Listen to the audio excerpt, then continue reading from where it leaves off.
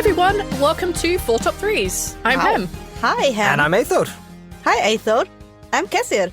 And Hey, who are Kessir. you? Who are you? We Oh, haven't done hi, this for a couple Neil. of months, as you can maybe tell. Yeah, it's been a while since we recorded an episode. Well, we've flawlessly gotten through it.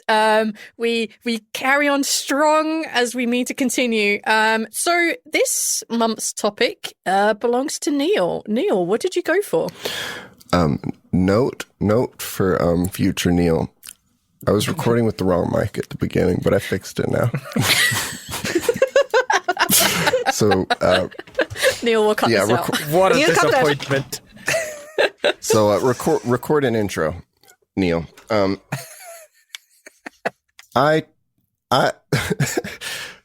We have the topic of unsatisfying endings. Yay!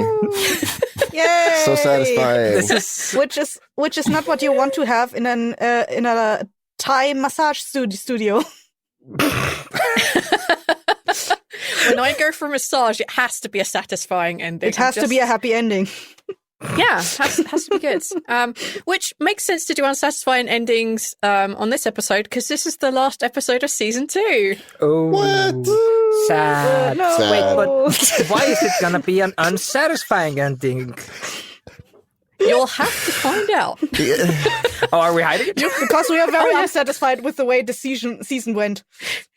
Yeah, and we're not joking. We have tried to record this episode 3 times. It's actually been wild. Unsatisfying beginning. This podcast, this episode refuses to be recorded and refuses to be ended. So we finally sat down and we're finally able to record this episode. All right then, Neil. How about we start with you? Oh boy. Well, my first one will be a company. Okay. A company that made a game in 2006. In that game, Aethor starts worrying you're still about his playing- list. If you're still playing the game, every time Neil mentions 2006, take a shot now. Sure. that game was competing with Grand Theft Auto.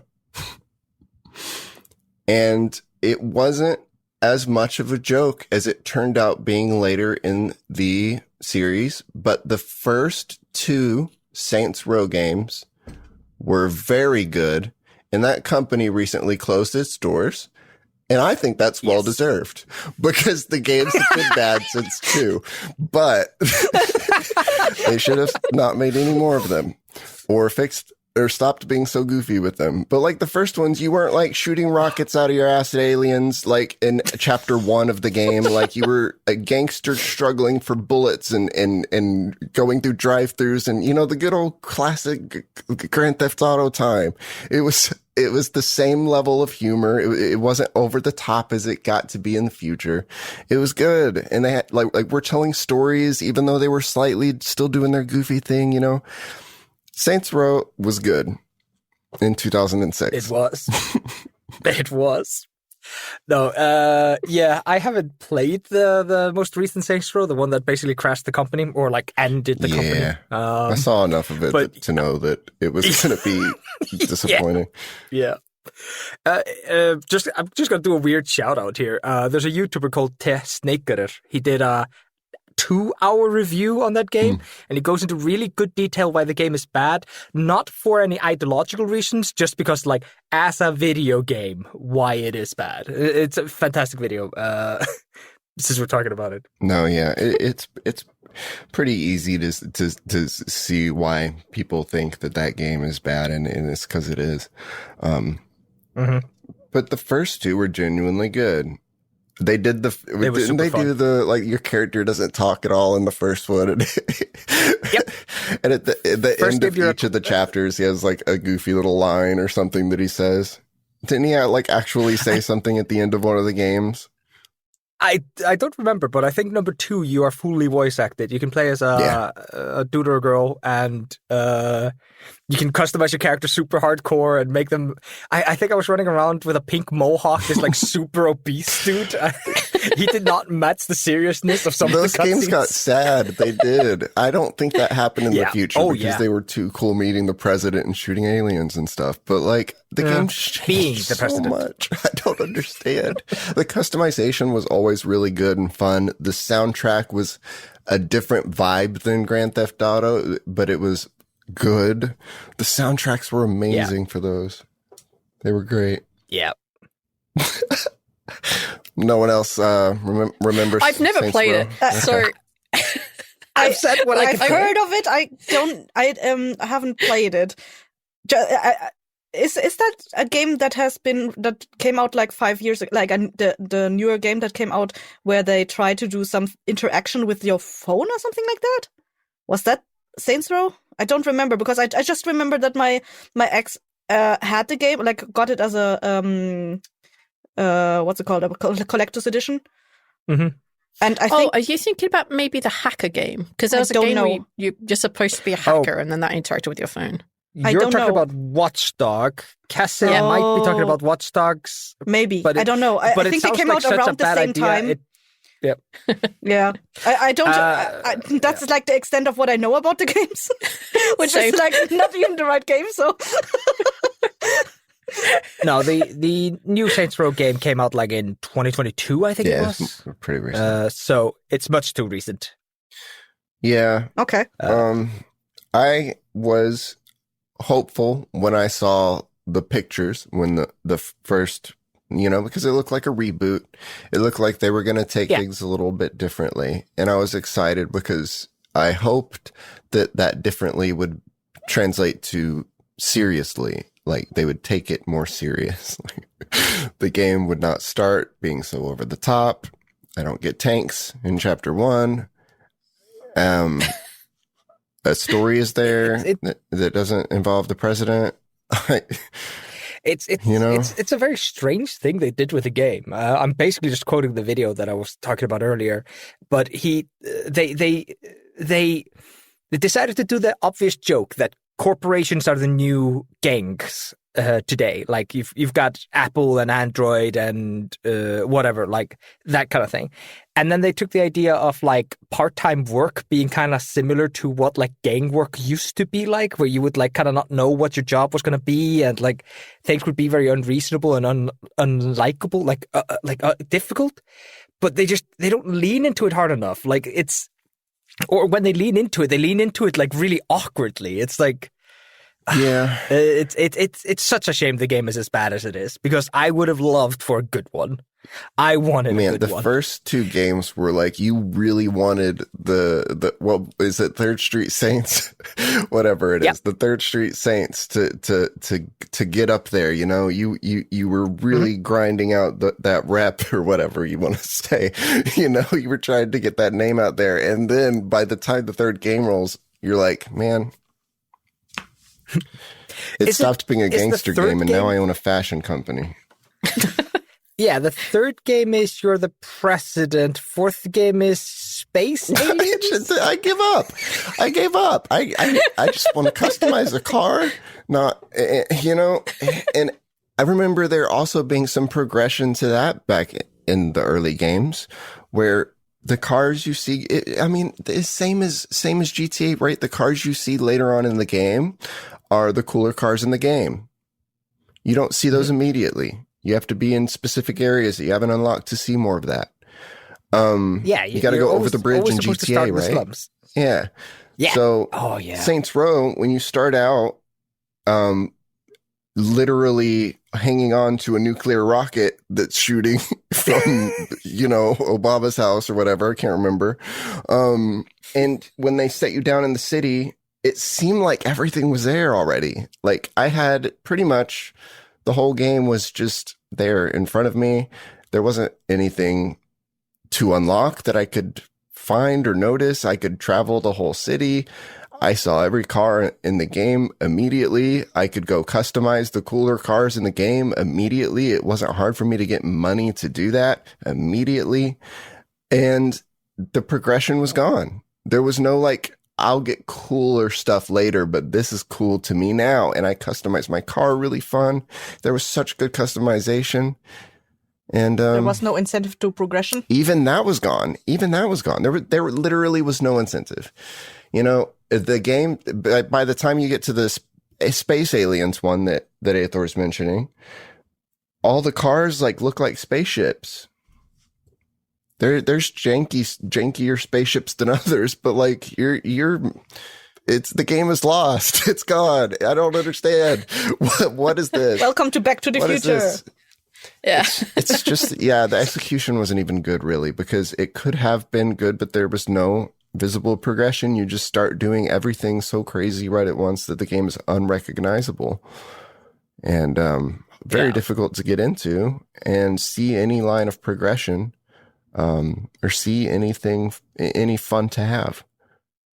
And you said that the company creating them have now just closed their doors. Yeah, So that should after the mean reboot failed. there's no more Saints Row? After the reboot failed, the Volition. company closed its doors. Yeah. Damn. And that's rough. Yep, And they that had sucks to- for those people. But to be fair, I mean, Tongue in cheek will get you so far. it's been gone for but me yeah. since like 2010. So Yeah. They have now officially released more games I'm not into than I am into. Can I call myself a fan of the franchise? Right. Unsatisfying endings at in you, multiple Fallout. ways.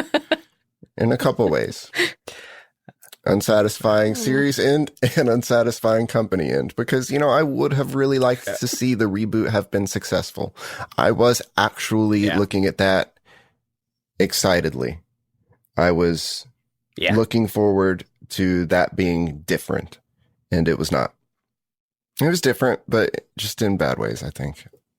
I don't know. There's a lot of critique that you can find elsewhere. I didn't play the game. I saw enough about it to realize that I wasn't going to be impressed. There for it. Yeah. Rough. Well, rip Saints Row. Yeah. Rip. All right. Kessid, Hi. what have you got for us? Hi. Hi, this is I. Since we're on the topic of games, I also brought a game, and I've talked about it before. It is the game Enslaved, and its ending absolutely sucks. Oh, right. So throughout the game, you play two characters that are basically in a post-apocalyptic world. Where they're trying to escape like a bunch of robots that for some reason are after them, and they don't exactly know why. And they're trying to get to the West. And because there is hope, or like they heard rumors that there are other people in the West. And they eventually, like in the last chapter, all I remember, I actually had to watch a playthrough of the last ending because like it completely escaped my mind what the fuck happened. So what happens is that you are like on a colossal robot thingy, and you have to fight off like scorpion robots that keep attacking you. And you kind of manage to get rid of like all the scorpions at the expense of the colossus that took you like all the way across the. This is playing in America, by the way, so like going to the West is not an easy endeavor. They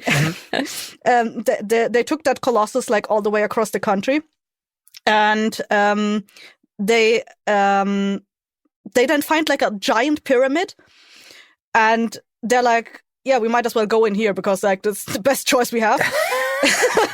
And like they go in there, and there is a spoiler for anyone who's not played it or whatever. But like you find like this robot dude, quote unquote, or like this very old guy there that is like hooked up to machines. And there is like an army of people around him that are also hooked up to machines, but like they're just, like randomly twitching, and you don't exactly know what they're doing.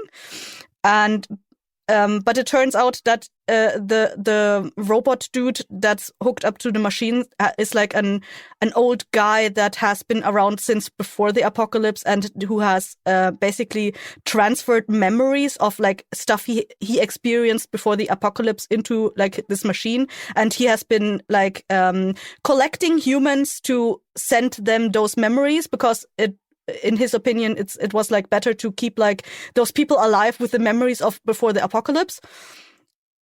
And the thing. Wait, what? Yeah. I don't want to interrupt. I'm not going to interrupt. Yeah, for sure. Look, Do you like that about this though? Because it sounds like this is where this sounds like it's where it went off the rails, but I don't know that. Is that what it happened? Okay. No, I'm trying to explain to you what the ending is. Because I do not like the ending, like because it feels like very aloof from what the rest of the series, not series, the story was before. Mm-hmm. Yeah, so there's this very hard clash of two people who have been living like in the forest, basically, who are like smeared with dirt, like their entire everything is like made of scraps that they found in the wild, and then they go in there, and it's like this very high-techy kind of place, and like it feels very much like a what's it called? A tone deafness between the two of them. Like they've been going through something entirely different than what they found in the end. And the old dude is like he's wearing like a mask that is taking the memories from out of his brain, and like the guy the main character that you are playing is supposed to take the mask so he can get like a glimpse of what the other people around them are feeling or like seeing. And like in the end, he destroys the entire like the mask, and all the people are free, and that's like the end of it. And it feels so fucking weird compared to what the entirety of the game has been about. That it's like, okay, how does any of this matter to what the fuck has happened in this game until now? Why did your characters travel west? Like why did they end up in this? East? I thought this you said east. Shut up! I got it backwards. I'm sorry. No, I'm fine. Like, so the main the female of the two main characters, she has been living in like a retreat that has been safe from the robots until now. But it got attacked at some point, and so she's been trying to survive. And she heard from others in her retreat that there are other people in the West. That's why they were traveling west, because they were trying to find other people. So they go west and they just meet this dude with a mask, and they're like, this guy looks bad, let's shoot him. Well, he has the people. Like I think if you go deeper, deeper, it was America. It plays in America. Yeah, that makes sense. Like a post-apocalyptic America. But like it turns out that the robots that you've encountered throughout the game have been basically trying to quote unquote kidnap all the people that they can find and take them to that pyramid facility so they can experience the memories that the old guy has been like playing on a loop for them for the last 100 years. So and that wasn't the storyline at all until then. The storyline until then was like there were glimpses of like that there are other people, but they didn't know what they were going to find. But then they get there, and it's like this facility, high-tech facility that has been keeping these people. This sounds like if Portal tried to over-convolute its ending with like specific like mumbo jumbo and like just really tried to throw too much in at the end.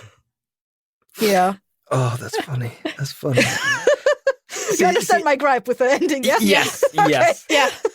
That's like a proper like jump the shark moment. Like I have an ending and it's set in this, and I want to do this as a world. Do any of these things mesh? No, I'll figure it out later. It out later. If you actually spend some time looking into the into the small details of the world, there are like hints of it, because like the entire plot why the male and the female characters end up together is because they were on a ship that was supposed to transport them as slaves. That's why the story is called Enslaved, to a place in the West, funnily enough. And and the girl who is like she can hack into like technological stuff.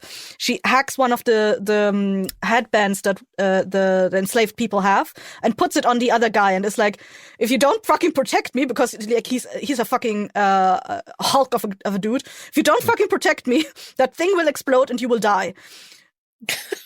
So she basically explodes him, enslaves him. Yeah. Oh. And does she get her comeuppance in the end? Does he take his band off and go like, man, free now, and then punches her in the mouth? No, she constantly upgrades like what the mask can do, so he can like gameplay wise, you can see like other stuff happening, whatever. Can see robots approaching even when they're hidden behind a wall or whatever. It seems like a huge thematical change. It's Yep. Yeah. it would be like if Rawl, if in TLD we ended TLD with Rawl waking up and he's like in the modern day and he's like an overworked, exhausted nurse taking a nap in the closet and it was all just a dream. And it's like, and the last few episodes are like episodes of Scrubs for no reason. Why? Episodes of Scrubs. Oh, that was a deep pull I did not expect or remember. I feel like it might have they might have been able to pull it off if they had given it a couple more chapters, but I feel like they ended like the chapter before that. They realized like, oh shit, we're running out of budget. Okay, time to wrap this shit all up. Can we be sure that this is an AI generate? They looked up up on the wall and instead of a clock that says the time, it's just their budget. It's just like, oh no. I don't remember what the studio is called, but like they the next game they made is very popular. It's Senua's Blade. Hmm. The one that's like about a Danish or Norwegian Viking person. No, wait. Oh god, I forgot what they were called. But like, it's playing in Norse mythology and a warrior woman who lost her entire tribe and like she's dealing with trauma. And it's extremely good.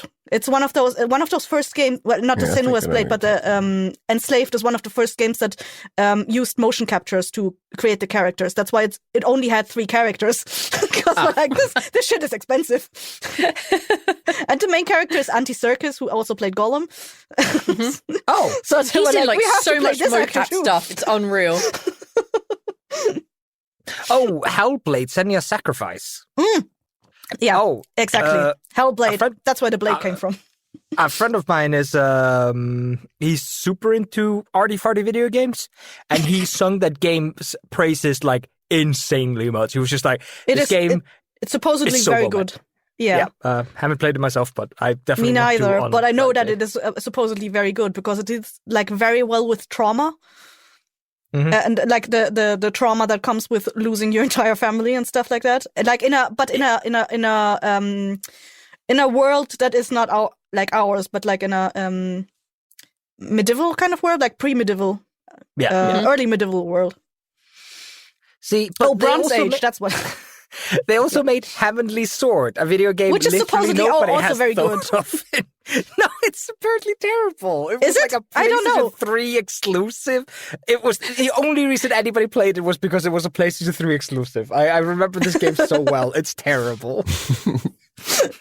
Yeah, I only know that they made like 3 games and like the Enslaved and Senua's Sacrifice are apparently very, very good.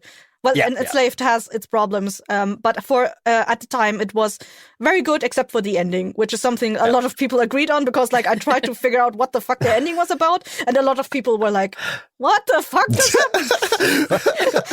Yeah, when you have to Google the ending, it either indicates the ending was fucking amazing, and there are so many layers, and you don't want to have to watch it 4 times to pick up every minute detail, or because what the fuck. It's either an indicator of very good or very bad. Yep. I feel like there was a TV show that did something like this in recent years.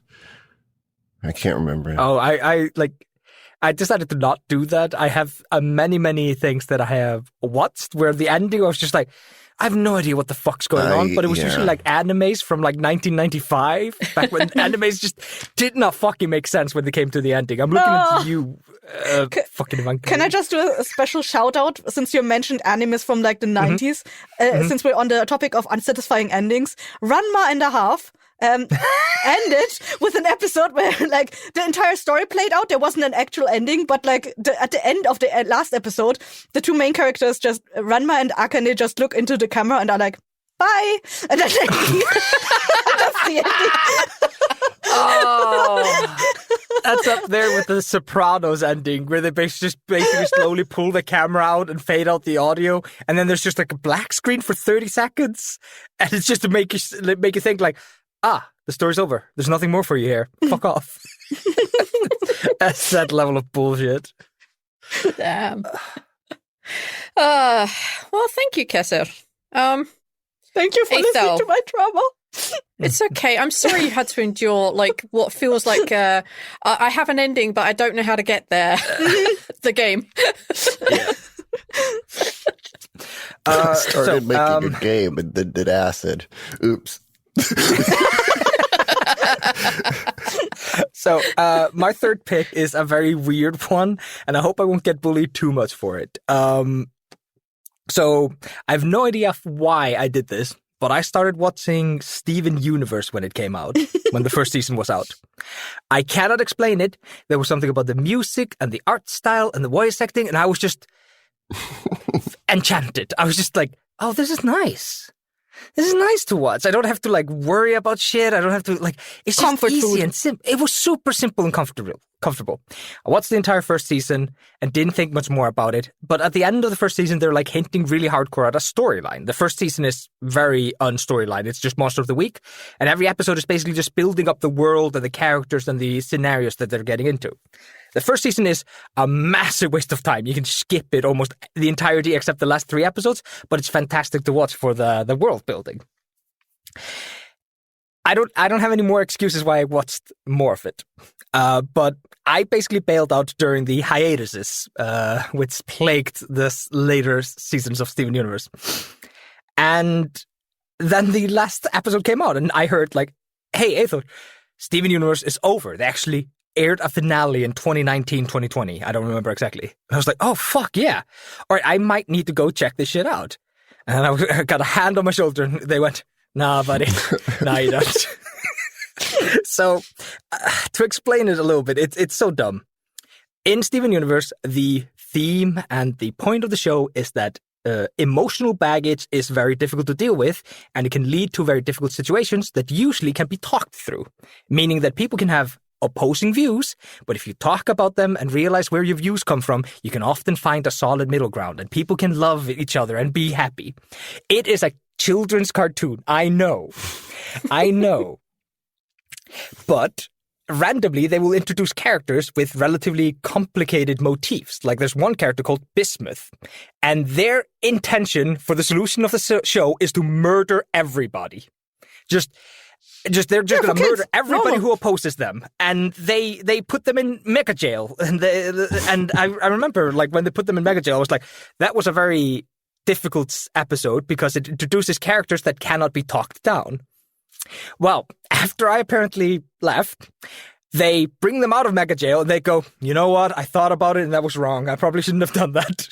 And then they all hold hands together and they walk up to the big bad evil guy's door and they knock on the door and the big bad evil guy's like, I am big bad evil.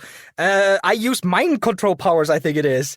By the way, fucking spoilers, here come.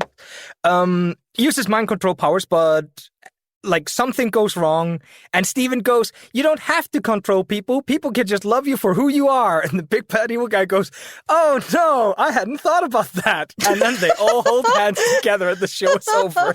This is the equivalent of Lord of the Rings. No man can kill me. I am no man. Stabs with a sword.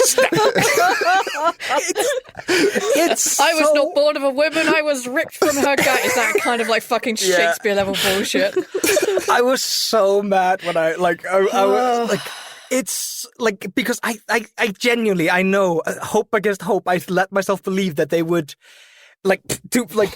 if you take the kitty foam off the show is about a galactic empire conducting genocide on every single planet they come upon to terraform them into something habitable for them. That is what the story is about. It is genuinely about a galactic empire doing genocide.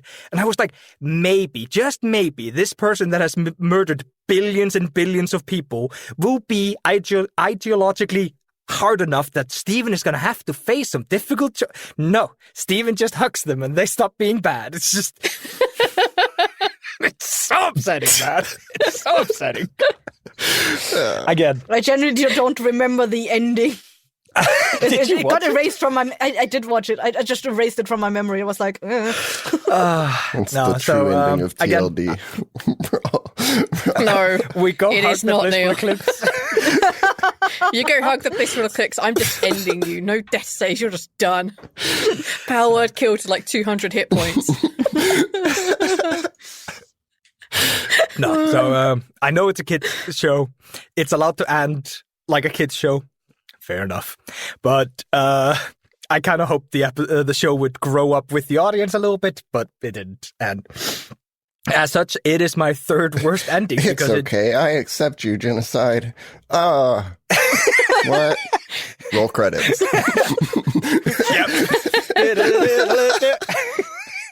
Like, they couldn't even put him in super jail like they did the other guy.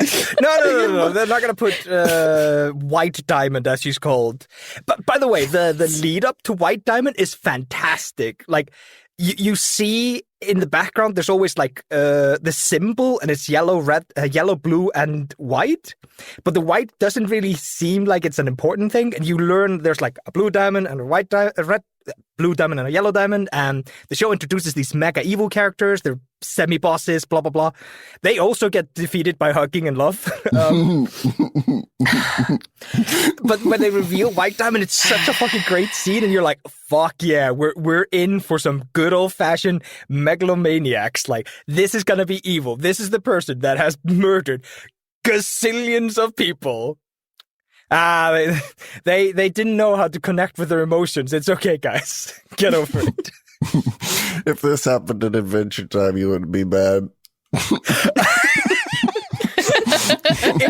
if they had hugged the Lich and the Lich went like, oh boy, I overreacted a little bit, guys. I think it is the Lich episode where he has his like sweater for hugs or something. Yeah, he hugs him to death with a sweater. The Lich has so many hands in like all the alternative dimensions. So many hugs to give with all them hands.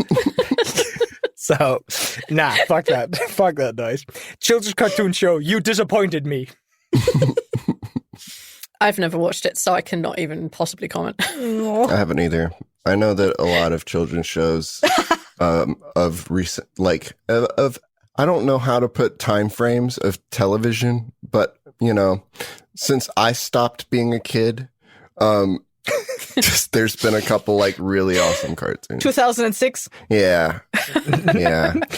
Some post-2006 cartoons that are really good.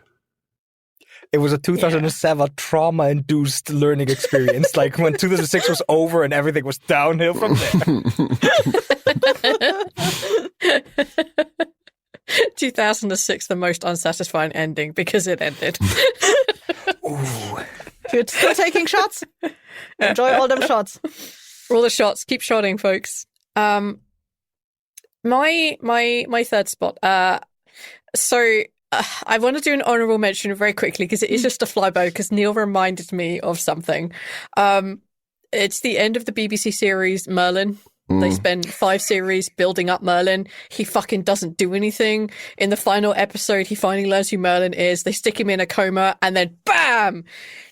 Merlin's in the modern world and there's a truck driving by and that's the end of the series. It's so infuriating. Yep, that's how it ends. But that's an honorable mention because I don't want to get into that because I've forgotten how much that hurt and there was a reason, so I'm ignoring it.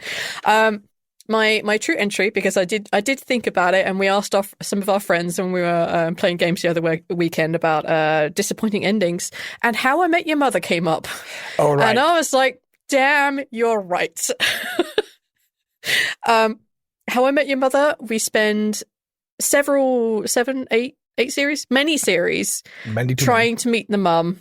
And the entire last series is about Robin and Barney's wedding and all the chaos that happens with it. And we eventually learn that they get, in the last episode, we learn that they get divorced and that Barney has a kid and that the couple continue being couples and Robin continues jetting around the world and being Symbol and Ted hooks up with the mother, which is the only time we really ever see her. And then they have the world's shortest life together. Then she dies, and the whole series is about him trying to get back with Robin. And I was so mad that this is how a series that has spent 8 or 9 years building up to a finale of this is how we meet the mum. This is everything we know about her. And yeah, the series isn't actually about meeting her. The whole series is about his love for Robin. But the series has spent so long letting the characters learn from their mistakes, letting them find a new normal in Robin and Ted's relationship. They spend so much time learning that they're kind of better as friends for, on a dime, killing off the mum in less than an episode, a death which should have meant something, but meant nothing because we had spent all of 20 minutes with her. And we don't ever see her actually with Ted. We don't see how they're good together. We don't see any of that, but they just kill her off in the episode. And the very ending is, hey, I want to get with Robin. Is that okay with you kids? And they're like, woohoo, go dad. And it's awful. It's so bad of an ending that we spent this long trying to grow the characters, having everything thrown back in our face. The whole ending season being about Barney and Robin's wedding. That's just a red herring. Fuck that. Because his one true love is and will always be Robin. We have all that kind of like thrown back in our face, and it's so bad they recorded an alternative ending. No. Wow. What? They did. So because a little bit of context around it is that the framing narrative is him explaining to his kids how I met your mother. And because it's taken 8 or 9 years, and they knew it would take many, many years for them to get to the end, they couldn't keep the child actors looking like children for 9 or 10 years. So they recorded the finale and all of the intercut episodes where they turn up. They recorded all of those scenes over a very short period of time, so they would always have them. And they kind of wrote themselves into a corner because they wrote the ending of like, yeah, he gets back with Robin. So unlike most sitcoms where they can react to like audience input and like ratings and stuff, like it's terrible, he's with Robin, write it out. They can't change it because that's the ending they've recorded. But yeah, they ended up having to record a completely alternative take where the mum continues to live. They live happily ever after, and ta-da! But nobody saw that because everyone was too mad about how the way they had ended the entire series. Yeah. So yeah, it's awful. Yeah. That's terrible. Yeah. That's terrible. So Yeah. I remember like absolutely adoring the first 3 seasons of How I Met Your Mother, and Yeah. I kept watching it like way into the later shows. I still remember the cliffhanger between season 1 and 2, I think it is. Season 2 and 3 is when Barney goes like, don't wait for it because this is about to be legendary. Wait for it. Wait for it. And then he puts his hand up, and then the third season starts with dairy, and it's so fucking dumb. But I remember it. I remember loving the show. I stopped watching it after Marshall's dad died. Because I was not ready for that bummer of a fucking episode in my comedy show. Yeah, that episode hit like hard. That was just like, where the fuck did that come from? Like they kind of been building up to it throughout, and I could kind of see where they were coming from. But like, yeah, I can understand you might want to drop out after that because it's just a comedy. Like, yeah, there's emotional moments in it, but it's at its heart, it's a comedy. So I felt betrayed. You may remember that in the episode where Marshall's dad died, or the news is announced. Throughout the episode, from minute 1, every like 20 or 30 seconds, somewhere on the screen, a number is hidden in plain sight. So they walk past a street sign and it says 50, and then a car drives by and it says 49, and they go inside and Barney says, I've slept with 48 women today, like something stupid like that. And they were counting down.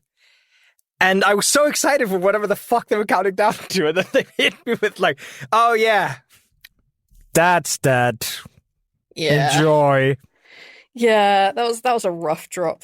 That was a rough one.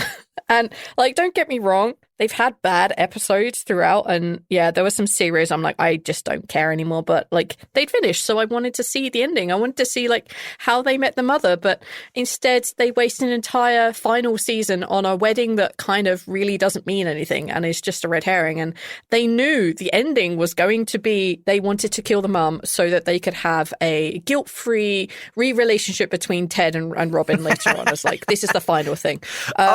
But they could have spent the entire last series building up that character. They could have spent the entire last series like building up the relationship, seeing how it's going. We could have seen how quickly that Robin and Barney got divorced, but we could have seen like a nice relationship build up so that when her death eventually comes, it means something. But it means absolutely nothing. They had like not earned that whatsoever. Like, yeah, it's sad for Ted, but like they deal with that scene in like 30 seconds and then it's moving on to Barney and his daughter. And it's like, sorry, what now? And it's just so bad. And I was very annoyed. And I haven't even seen the alternative take because it's too ruined. I can't. It's just awful. Oh, shit. This is what you get when you can't be flexible in your ending. And you have to write for TV in the way that it was back then, because you have to acknowledge, like, yeah, like they were under time constraints and they knew that they had to wrap up the series at sort of this point because they had to meet the mum and they couldn't keep the guy playing Marshall on much longer anyway. He was like, I need to leave. And they were like, fuck. So, like, yeah, there's lots of reasons why the show had to come to its end, but like, they could have spent a little bit longer figuring out the finale episode because it was just such a massive letdown. But if the mom died within like 30 seconds, how the fuck did the children get born? They do time skip. Uh-huh. What? They flash through life with her in about 30 seconds. It's unbelievable. Happy life montage. Basically, yeah, they do the happy life montage. They do the babies being born. They see the divorce thingy going through. They see Marshall and Lily having their happy life, and they see Ted being sad and emotional. And then, like, yeah, the lady dies, and then and then they spend the rest of like the last 3 minutes of the episode saying, "Hey, kids, are you okay if I get with Aunt Robin?" And they're like, "We knew you loved her all along. Go get her, champ." That's the finale. Oh, it's so fucking bad. And they needed 9 seasons for that? Damn. Yeah, like they could have spent like literally the last this series season could have been an with email. her. But we all know the true hero of the entire of like How I Met Your Mother is Barney. Like that's the only reason you watch the show. So yeah, that's my actual number 3 spot is How I Met Your Mother. All right, Neil, what have you got? What's your second spot? In 2006. There are no bad endings in 2006. You're doing this intentionally now, mate. They were hard at work on a game that was to be released in 2007. That game would become what should have been a trilogy, but then they didn't stop when they should have. Mass Effect is a really good series, and I'm going to keep talking about it. Neil, Mass Effect 3. It's my number 1. Is it? Oh my god! There's no ending that makes me madder. There's no bigger wasted potential. It really is that bad. Can I do my analogy that I had prepared for my fucking Mass Effect? Go for it. I'm going to do the fat man analogy. Imagine you go to a restaurant and you ask for a 3-course meal, the chef's special, and the chef brings out an entree, and it's this really nice, really delicious fish. And then you go for your main meal. There's just this fantastic, whatever, I don't care, pasta dish. And then it comes to the dessert. And they bring out just a dead rat under a plate. And you're just like, what the fuck is this? And they're like, it is a statement. It is a critique on food industry. And then they walk out. Now, the first 2 meals were great, but you're never going back to that fucking restaurant now, are you? It's so difficult, right? And put another check mark by things that they redid the ending of, because they redid the ending. It was that bad. No. Of course they did. So, just a question for Aether's analogy. The first 2 meals, are they Mass Effect 1 and 2, or are they the first part of the game? No. Mass Effect 3 is good. 3 is trash. It's good for the first half of it, and then all my friends died. I stopped caring about the game. Maybe the Okay. first third or half are like usable, but the ending is just no. They have stupid Nega Shepherd, the anti-shepherd, running around with a katana, going, "Wah, I am the evil guy." Stab, stab. He sends you emails, man. It's fucking dumb. There's red herrings here and there that it's not gonna go well.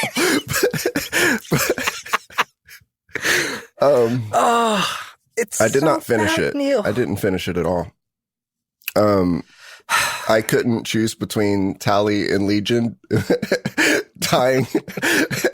And I was like, well, I just don't have to finish the game then. And I stopped playing It's a Schrödinger's game if you don't have, Yeah. if you don't make the decision. I could pretend like it went well in my head, actually, and just fuck you. I just left. But the first two games are so good. Oh, you make such They're good so friends. They're such good games.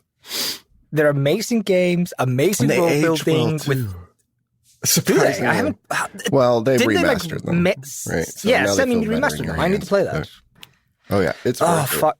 It's so good. No, so like game one, you're following a dude, and you learn that there's like a super evil. Like at the ending of the game, we're like talking the last hour into a 20 to 30 hour long game. You learn that there's a super evil something force out there called the Reapers, and they're gonna kill everybody, and you just barely stop them from It's a very like, political game, teleporting in. Yeah, it's a massive political game. It's so cool. You're like dealing with all these like different cultures and their disagreements. Taurans and humans have like a rivalry because humans started doing shit they're not allowed to do without knowing they were galactic police. So the Tauran came in and kicked our asses. But everybody knows like they didn't kick your asses. That was a super difficult fight for them, even though they had space-grade weaponry to fight you. So the Taurans hate humanity for standing in their way, but humanity hates Taurans for like coming and kicking their asses. It's so fucking... Oh, they're called Tauran, right? Turian. Turian. Sorry, Tauran is... I World of couldn't Warcraft, put my bruv. finger on it. Yeah, I couldn't put my finger You on got it. me. It's so much good shit. Okay. And I am so... I'm not even going to... Andromeda... I'm so bad at even the premise of, because they had so much of that good history that they could have gone back to and done a lot of good political stuff and a lot of good action stuff doing the human Turian War and how the humans broke out into this, like, to begin with. It's so interesting. But no, actually, the point and premise of Mass Effect Andromeda is that they shot this group off because they didn't think anyone would survive the Reapers. They shot this one like group of humans off to like recolonize humanity somewhere else that was going to be so far that they wouldn't even have contact with this and blah, blah, blah, blah, blah. They leave. They just leave everything that they know, but there's only like one new race. Yep. One new alien. They leave everything behind. Everything. And there's nothing new. And it's a boring universe over there. Yep. And the game premise is bad and boring. And why? Yep. Why? Yep. Why? Why? It's terrible. Absolutely terrible. You threw everything that you made away and said, let's just have a space game over here now. But why? But why? You got Because so much history and stuff written back there. we fucked this universe up beyond recognition. They did. Because we're so ashamed of Mass Effect 3. It's so bad. Like this entire game, you've been building up like careers and They could have redeemed it with a No, really they could great, not, Neil. They Remember could have they could have said, well, we fucked that up, but you're still going to love the franchise because we're going to reboot it. You know, they could have done good, and we would have sat here and had a different opinion with just a hiccup along the way. Which flavor of hiccup, ending did but- you like the most, Neil? Blue, red, or green, Neil? That's the endings you get. Color-coded It for is. idiot max usability. And nothing you did mattered. Okay, I need to do this. So, you play Mass Effect, get to the ending. It's super dumb. I gotta do this. I gotta do this. You play the game, you get to the ending, and the ending is very similar to what Cassidy just said with the enslaved, where they randomly bring out an old dude, and he's just like, I'm doing things, except it's a young child supercomputer, and it goes, I've been doing things. Now you get 3 options. Count them. 1. Ha ha. Whatever. Anyway, you choose one of these 3 goddamn endings. Nothing you've done affects how these endings play out, except like if some characters die. Like, and they're all bad endings. They're all terrible. They're all bad. You choose from 1 to 3 rotten fruits. Yeah. And the ending cinematic plays, and many of the ending cinematics are just color code swapped. They're terrible. One of the main characters' face is revealed in the ending, and it was a stolen photo bucket picture they did not pay to use. What? And somebody's DeviantArt picture of a starry sky in the background. I want you to know that the first 2 games are so good. I know you're hearing this and thinking, how can it have gotten this far? Is this the ending? This is a big climax. Fuck. The first 2 games are mind-blowingly good. And the second game is so good. And the ending plays out, and the cinematic plays, and the credit list comes, and thousands of people's name run past you, and you're sitting there in a shock that this is the ending. And then a little text box pops up when the credits are done. And the text box says, Commander Shepard has become a legend by ending the Reaper threat. Now you can continue to build that legend through further gameplay and downloadable content. Give us your money, idiot! You fat, stupid sucker! You No, that was wallet the one that leg.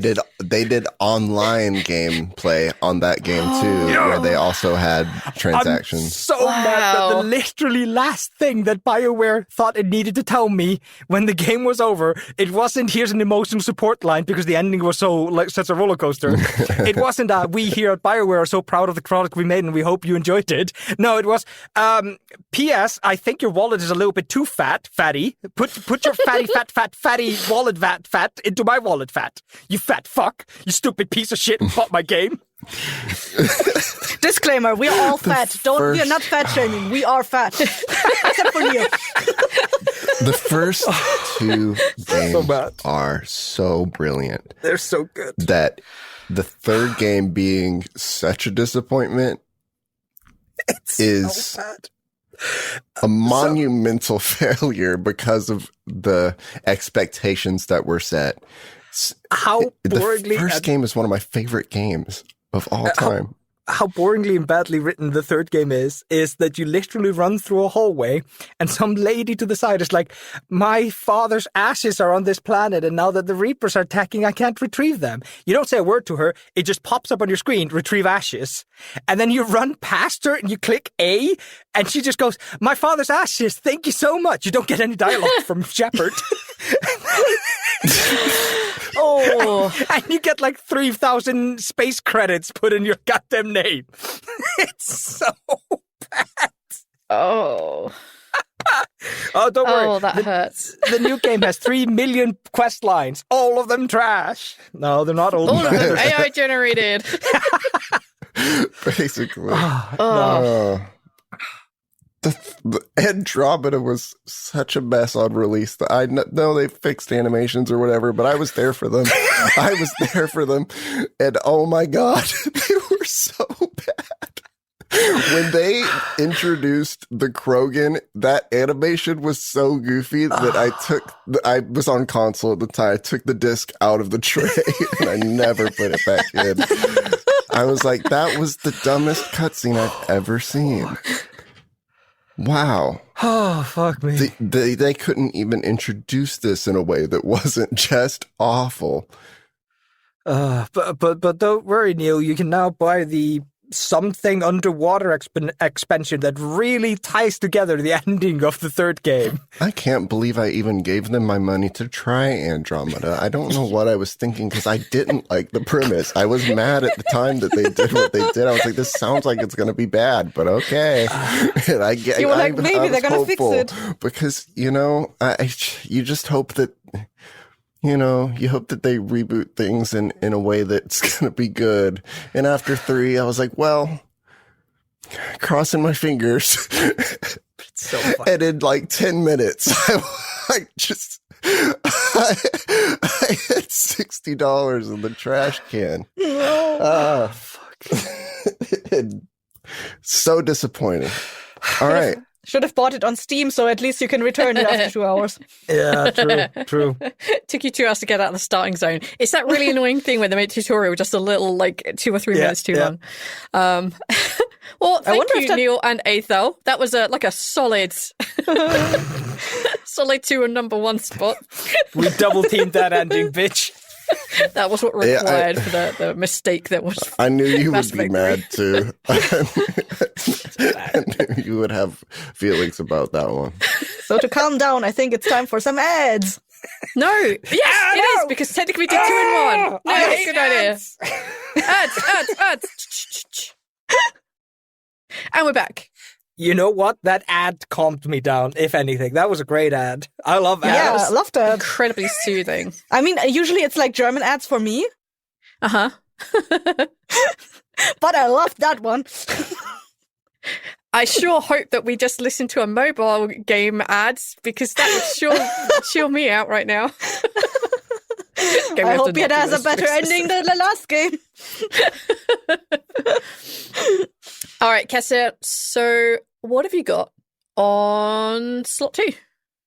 On slot 2, I have a podcast, actually. Yeah, Oh.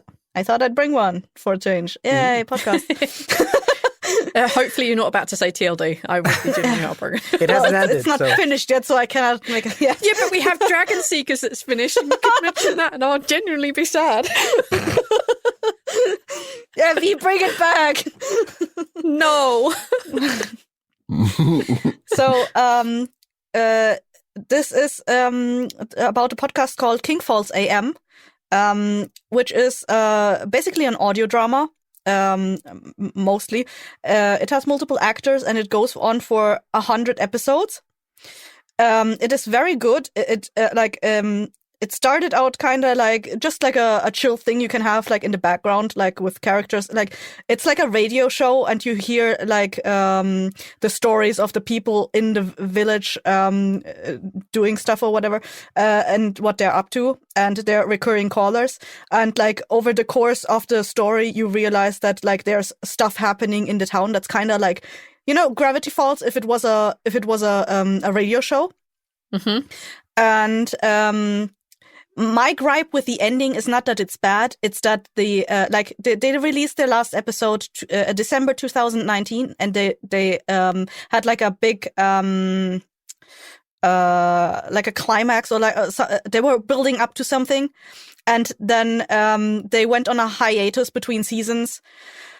And then COVID started, and they couldn't get everyone in the booth. And then they decided they had like creative differences, the writer, so and they decided not to go forward with the show. So yeah, I absolutely love the show because like it was a lot of like slow dribbling water. Like you just had something in the background, but then like when the character arcs happened, they went from 1 to 120 so fast, and was like, holy shit, calm down. It was really fucking good. Steven Universe. But yeah, the two writers, they could not get together to write the next couple of episodes, and they decided to part ways, and that's basically where we are at, and we have nothing else to go off. And like they released a big announcement, like no, they don't want. They want respectful. They want people to be respectful with their decisions, which I respect totally. It's just like a very disappointing thing if you don't know it beforehand, because I had it like lined up on my up next list, and I was like, yeah, this is actually pretty good, and this is 100 episodes, nice. And then you get to 100, and it's not even the ending. It's like, yeah, you got to episode 99 and like, uh-oh. yeah, and like 100 was like a musical, well, and it was really good, but it was basically it didn't bring the story forward, but the episode before that like brought the episode, like it built up to a big thing, a big reveal, and like you're like, I'm never gonna know what it was. Yeah, There's been 2 bands that have released albums in the last couple of years, and then immediately broken up afterwards, and those albums were like really good, and that disappointment is real. Yeah. Because you're just excited for how things turned out and the way things are going, and you're like, wow, I hope I hear.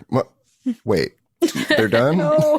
Oh, Yeah. damn it. There's a band called Space that did that. They released like Tin Planet and Spiders, and there were like bangers of songs on there, and they're really good. And then just, nope, we're done with this project. We're moving on. It's like, but I really like your shit. Yeah. There's something about like when writers that you really like together split off, it's so fucking disheartening, because you don't, usually then you go find their other stuff, and it's like, I can see shit I like in both your stuff, but now you guys are trying to like, I don't know, like you don't have somebody holding up the rest. The magic's gone. Like the the cooperative magic is gone, because like, yeah, it is often like the parts are greater, the sum of the parts are greater than you know what the fuck I'm trying to say. Yeah, I know what you mean. Yeah, I can't find the words. But yeah, like you miss something when you don't work with the same people. But alternatively, they are producing this, I guess, for free since it's in podcast form. So like, they don't actually owe us shit if people don't want to finish doing something. It's like, yeah, it's a disappointment, but it's just like, well, I can't say shit. Like, I can't make you do this. It's not like I'm paying you to do this. This isn't your job. You're not contracted to me. But it is gutting when something doesn't finish for either because they don't like each other anymore reasons, which I don't think happens. Maybe. No, actually, I do know quite a few creative fallouts in podcast world. So yeah, that kind of fits. But also like real world things that stop people from being able to finish projects, like High School of the Dead. I'm gutted. We're not going to get any more of that. I'm very upsetty by it. It's just. It's I'm awful. sorry.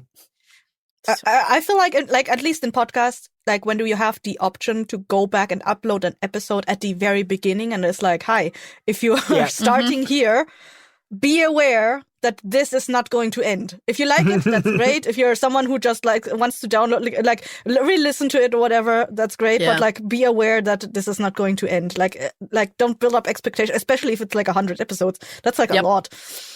You would expect they'll hit the end if all the stars align, because like making podcasts is hard, guys. Like when all the stars align and you're able to crack out something like 100 episodes or something, you assume that the staying power is there to finish, because the staying power to get through 100 episodes is a lot, especially if it's scripted, for example. I mean, for APs, they're scheduling nightmares, and that's a whole different thing. If they fall apart after like 120 episodes, you know what? I understand. Fucking take your time. But like, yeah, for scripted stuff, it always feels like oh, that sucks. You should have.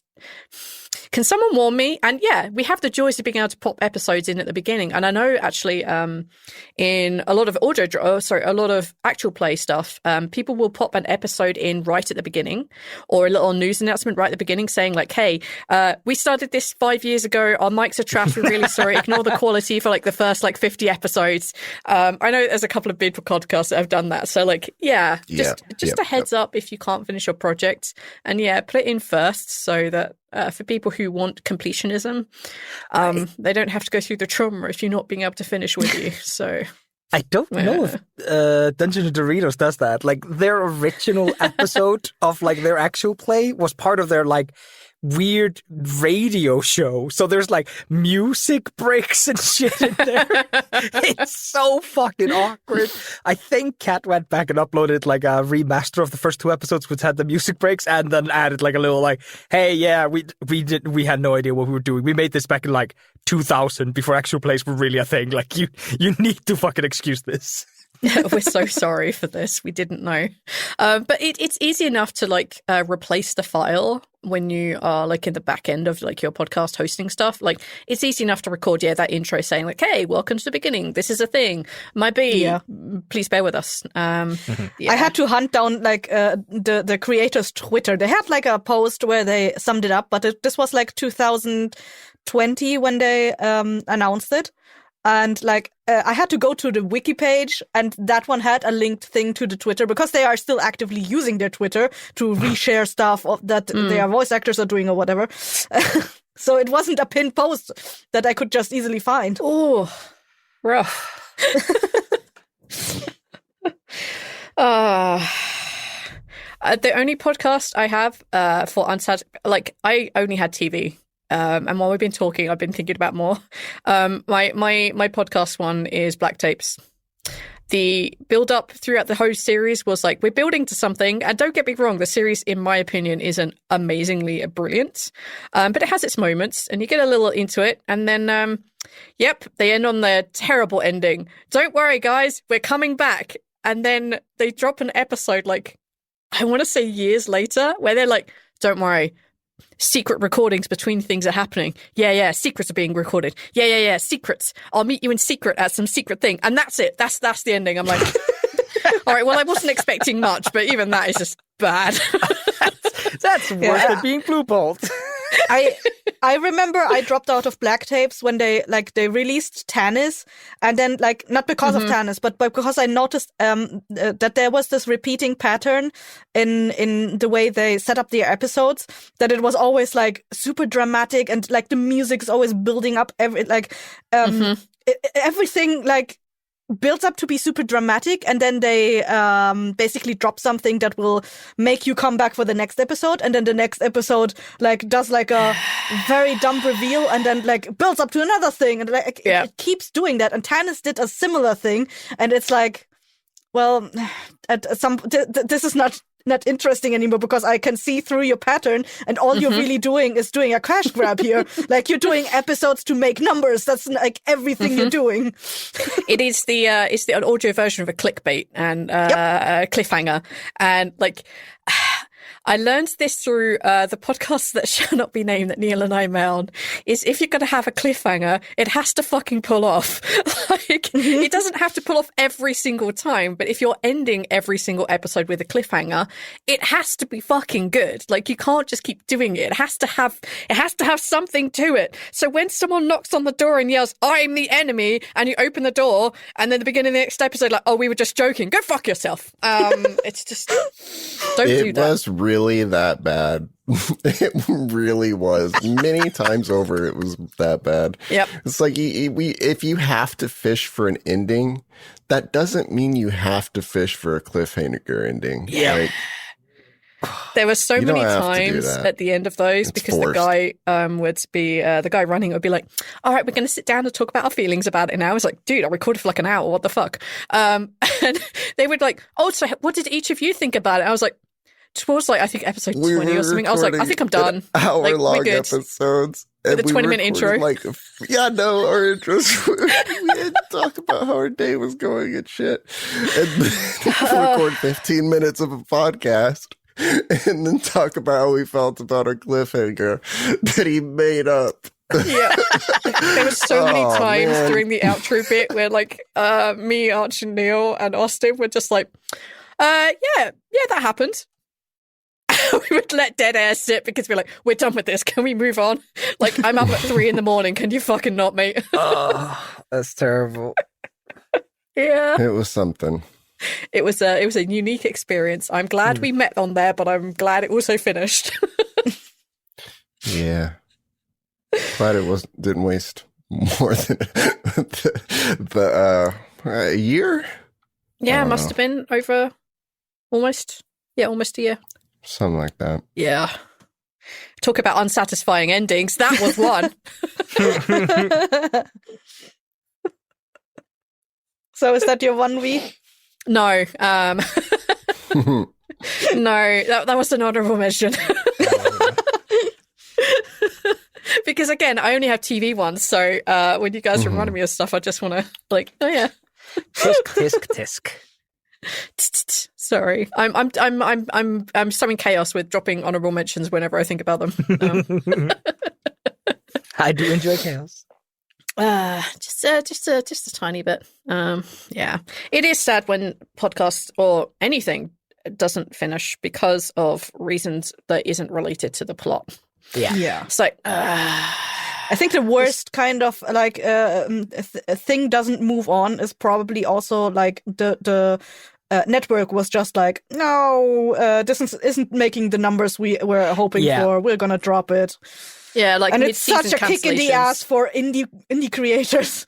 Yeah. Like, we're trying our hardest out here, please. Yeah.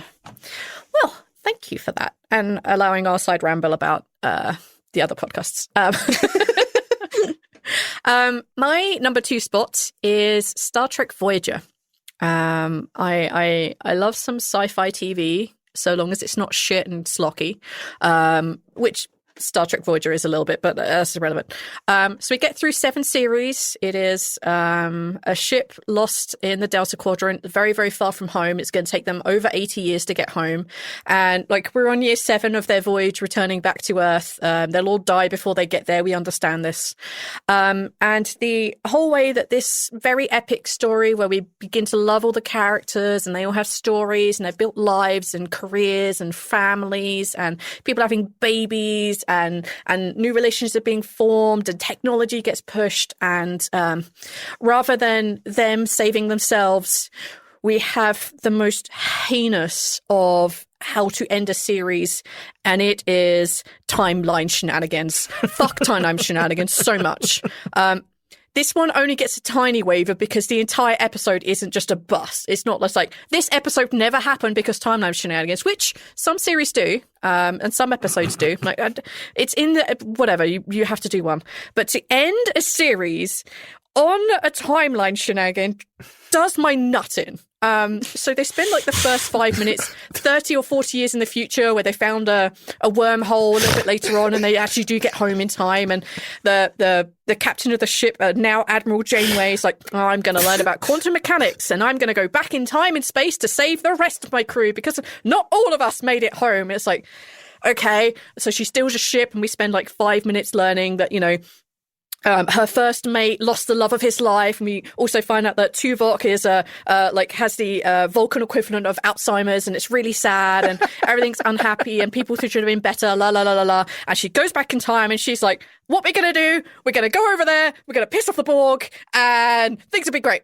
And she becomes this like all-knowing, all-answering machine of like, all right, so I'm going to get everyone home. I'm going to screw 2 fingers up at the Federation for not allowing timeline mechanics. I'm going to do it anyway. I'm going to fuck up the Borg while I'm like, yeah. And she does it. And then they get to go home. And the worst part of the whole thing is they have spent 7 years trying to get back to Earth, and they end it without them touching the Earth.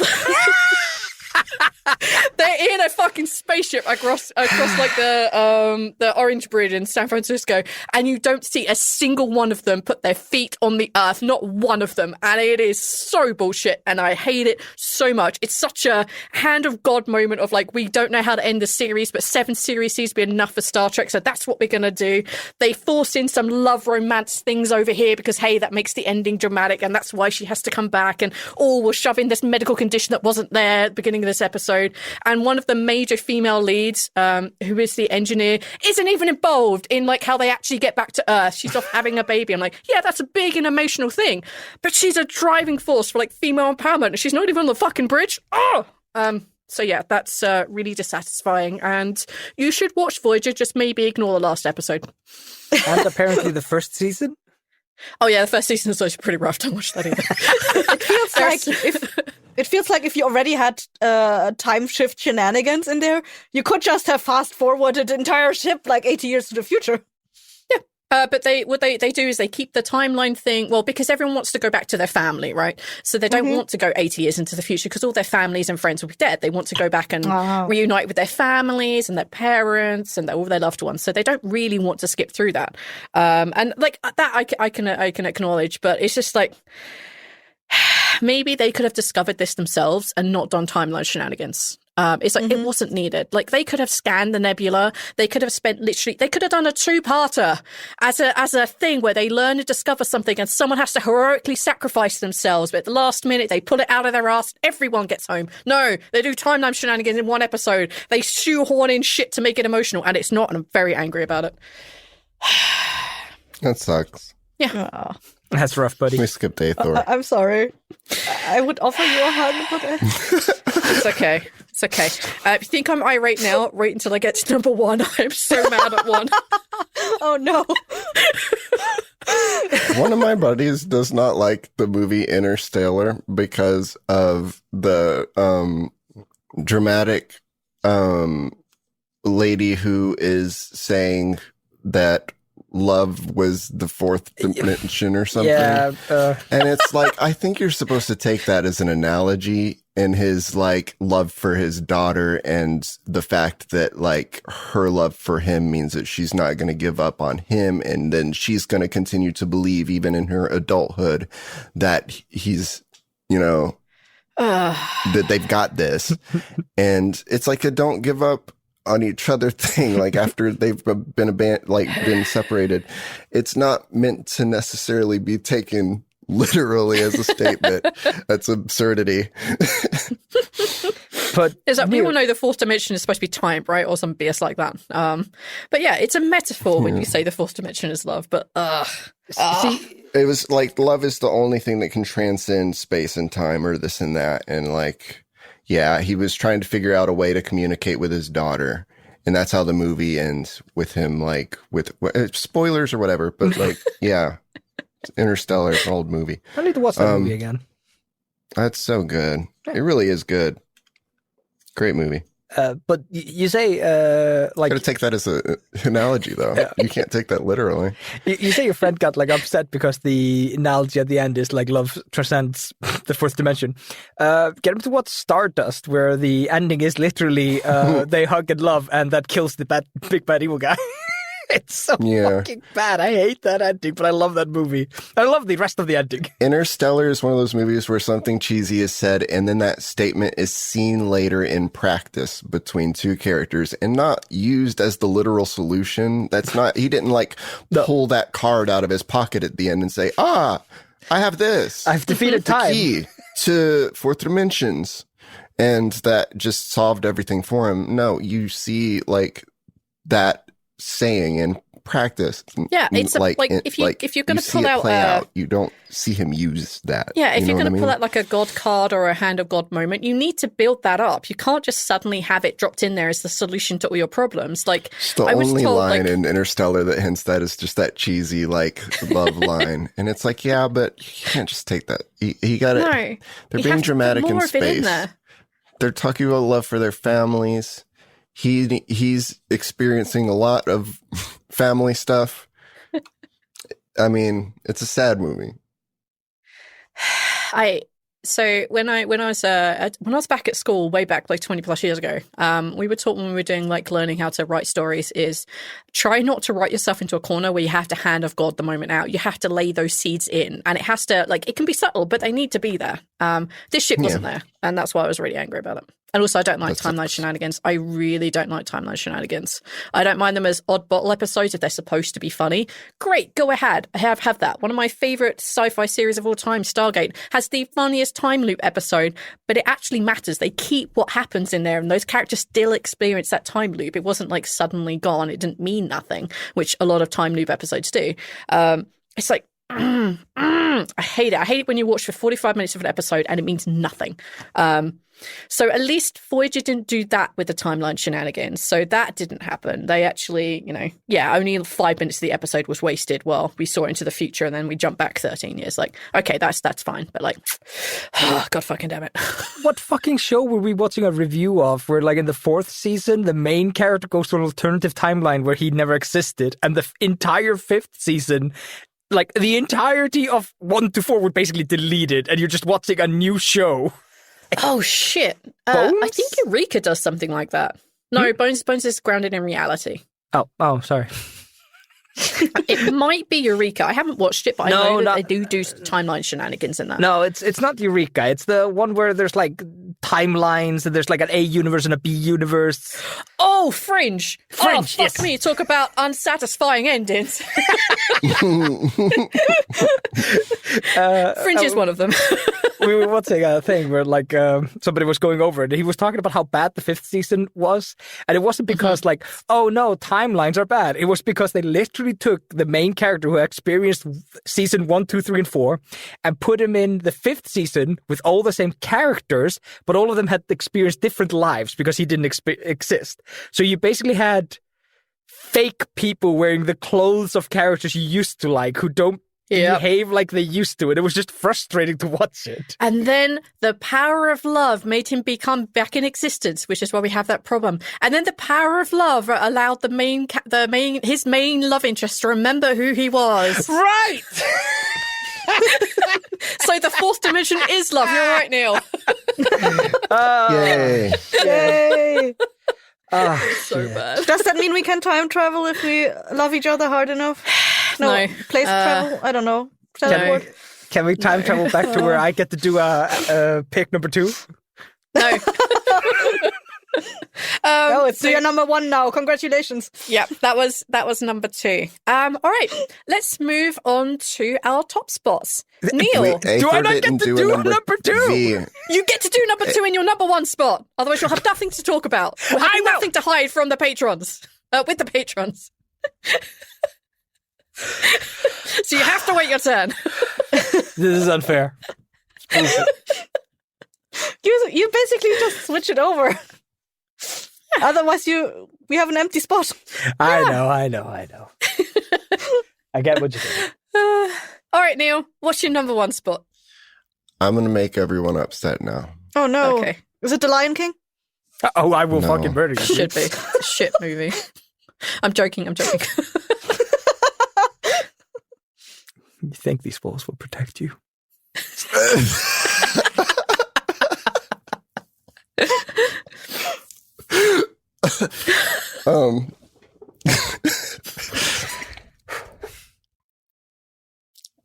Game of Thrones. Yeah! You did it! Can we do the thing from QI where somebody Yay. says the obvious right answer?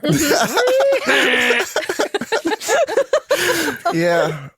I figured that would be probably other people's number 1s. I deliberately haven't watched it, so. That's a smart move. Lucky. It's not worth getting Well- into because the ending is terrible. God, but don't forget how good the ride was. No. Like, up to that point. I refuse It was so to good. try to speak well of the man who came after an 8-hour train trip and just kicked me in the balls. Fuck you. It was so good. It was so good. Up until later, it was so good. Now, the show was known for disappointing you in ways. That's not a secret, but it was good. Probably up until Prince Oberyn dies. It was good. And then it's not anymore. So, yeah. Probably because it wasn't the, what's his name? J.R.R. Martin. No. Was it? George J.R.R. Martin that wrote the last season? Yeah. It was not his envisioned ending. So it wasn't him They- that disappointed you. Yeah, they got the brothers that were writing that I don't know if they're brothers. There was a pair of people that were writing that and they got to deal with Star Wars, and they got so excited about starting Star Wars because they had to finish Game of Thrones before they started Star Wars that they just like did a bad job. Yeah. They rushed it. They finished it as quick and carelessly as possible. And then as a result, they lost the Star Wars gig. So Yeah, I'm not surprised. Like, See, there are so many things they forgot. The character and characterizations changed throughout that last series. I mean, it had been a disappointment since, I'm going to say, like, yeah, roughly Oberon dying or, like, Series 6, just to be generous, right? Just to be, like, nice about it. there's But, like, disappointments along the way, but it's supposed to. We agreed that it was good, and we kept returning. Yeah. We all kept returning. It was interesting and intriguing and, like, definitely a fantasy show we have never seen because we don't often get Man, I was quality waiting for fantasy Arya shit. to kick ass, and all she does is like show up with a fucking horse that she stole. I don't know how she got a horse. She just That shows up at fucking the horse. place. We were watching it with friends of ours, and like the whole like King's Landing is being set on fire and shit is really bad. And then like a fucking white horse appears out of some goddamn nowhere, and then Arya gets on it, and that's the end of the episode. And everyone's like, "Where the fuck did this horse come from? What the fuck has this got to do with Arya? What is the symbolism of this goddamn?" None. There was nothing. There's literally nothing. I was waiting on her for like years to Yeah. kick ass, and she did a little bit. You know, she got She cleared the revenge greys on out. the phrase. Yeah, phrase. Yeah. Yeah, that was cool. Arya's a kick-ass character. Arya's my favorite. But Hey, yeah, flying through There- the air like, oh my god, I'm gonna die. Arya just wasn't in the ending, which was, I mean, she was there, but it was so weird and bad and not satisfying. For so long, you wanted the Stark sisters to get back together. And then when it happens, it's like, somehow you made this bad. This is all I've wanted for so long. And now that I have it, I just want to throw it on the ground and yell at And you. it's not like the two actresses don't have any chemistry, but it was written with They're no wonderful. chemistry. Like, they're best friends. They're forever in each other's TikToks and everything else in their existences. Like, they are bestest friends in They're the whole wonderful. world. But, like, the script is nothing there. It's like, yo, sis, yo, what's up? You sad? Yeah, I'm sad. All right, I'm going to fuck off over there. For the whole show, they were wonderful. And then at the very end, it's like, okay. Okay, let's go over like dissatisfying endings to characters. Littlefinger's ending is genuinely, I get so mad when I think about it. This really cool character that from season 1 has been this like Machiavellian puppet string guy, and then someone just comes along. How do you like Littlefinger? He started everything. Oh, no, He's no, the reason for the world's chaos. He's the reason that you've been suffering for seasons. Neil, I don't like Littlefinger.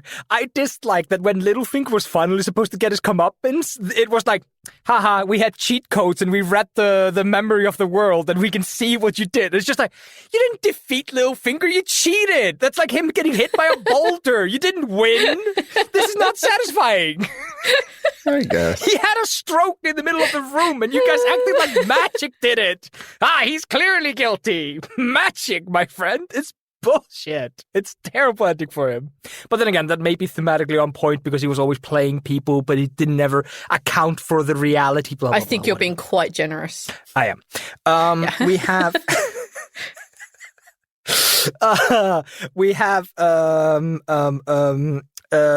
burnt guy whose name was stolen from me, the Hound. Sure? Oh, yeah, the Hound. Clegane Bowl. It was set up to be epic. I was happy with... He was such a good character. Yeah.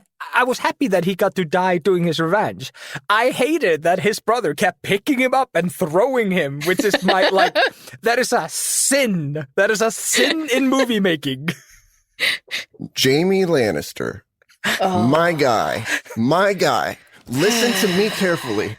You killed you did murder to a child at the beginning. You've been incesting the whole time. It's been a bad time. You've had unforgivable moments, but the one fucking character arc, Jamie's character arc, can make an unforgivable person likable, can turn him around. As soon as he gets away from his bitch of a sister, his character just almost does a 180, and you're like, damn, Jamie's a good guy. He just like loves like his sister, and why like And why? he's just, Why is he he's such a manipulative fucked up. bitch? and he's done unforgivable things. But you're seeing a different side of him, and it's like, well, and at the same time, you're seeing him get away from his sister, and you're kind of seeing that his sister is just the worst.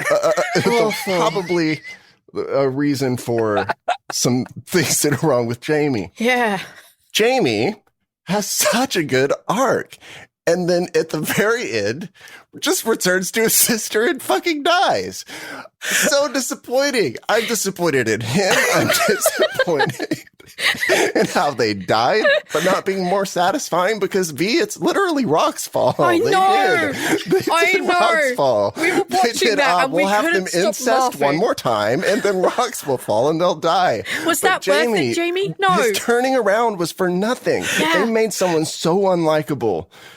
They made you almost understand him and almost think that if he can get away from his sister, he's got like a chance of being maybe he'll be all right. Being. Like he's not terrible when he's away from his sister.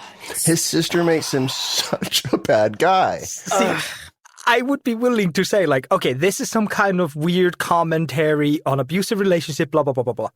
But the thing that kind of nails that I hated is that, like, 20 minutes later or next episode, I don't remember, dwarf boy comes through the tunnel and they're buried under like 2 rocks. Like there's, there's nothing on top of them. There's clear area right next to them. They could have moved 3 meters to the right and been fine. They didn't care, Neil. It wasn't a deliberate commentary on something.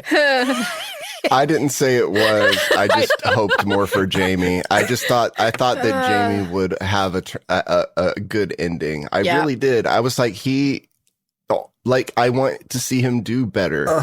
Like I know that I've hated things that he's done. I think even if he had died unforgivable in any other way, like he's had a chance at redemption and we actually see him like, yeah, I'm going to go be a good person. Like I'm not going back to my sister. I'm not answering that call. I'm going to stay and be a better man. Like I'm going to, and then he dies like randomly. That's dissatisfying in a way that I'm okay with because like, yeah, he tried, but he hasn't gone back to do something even more unforgivable, be around his sister, which is like, oh no.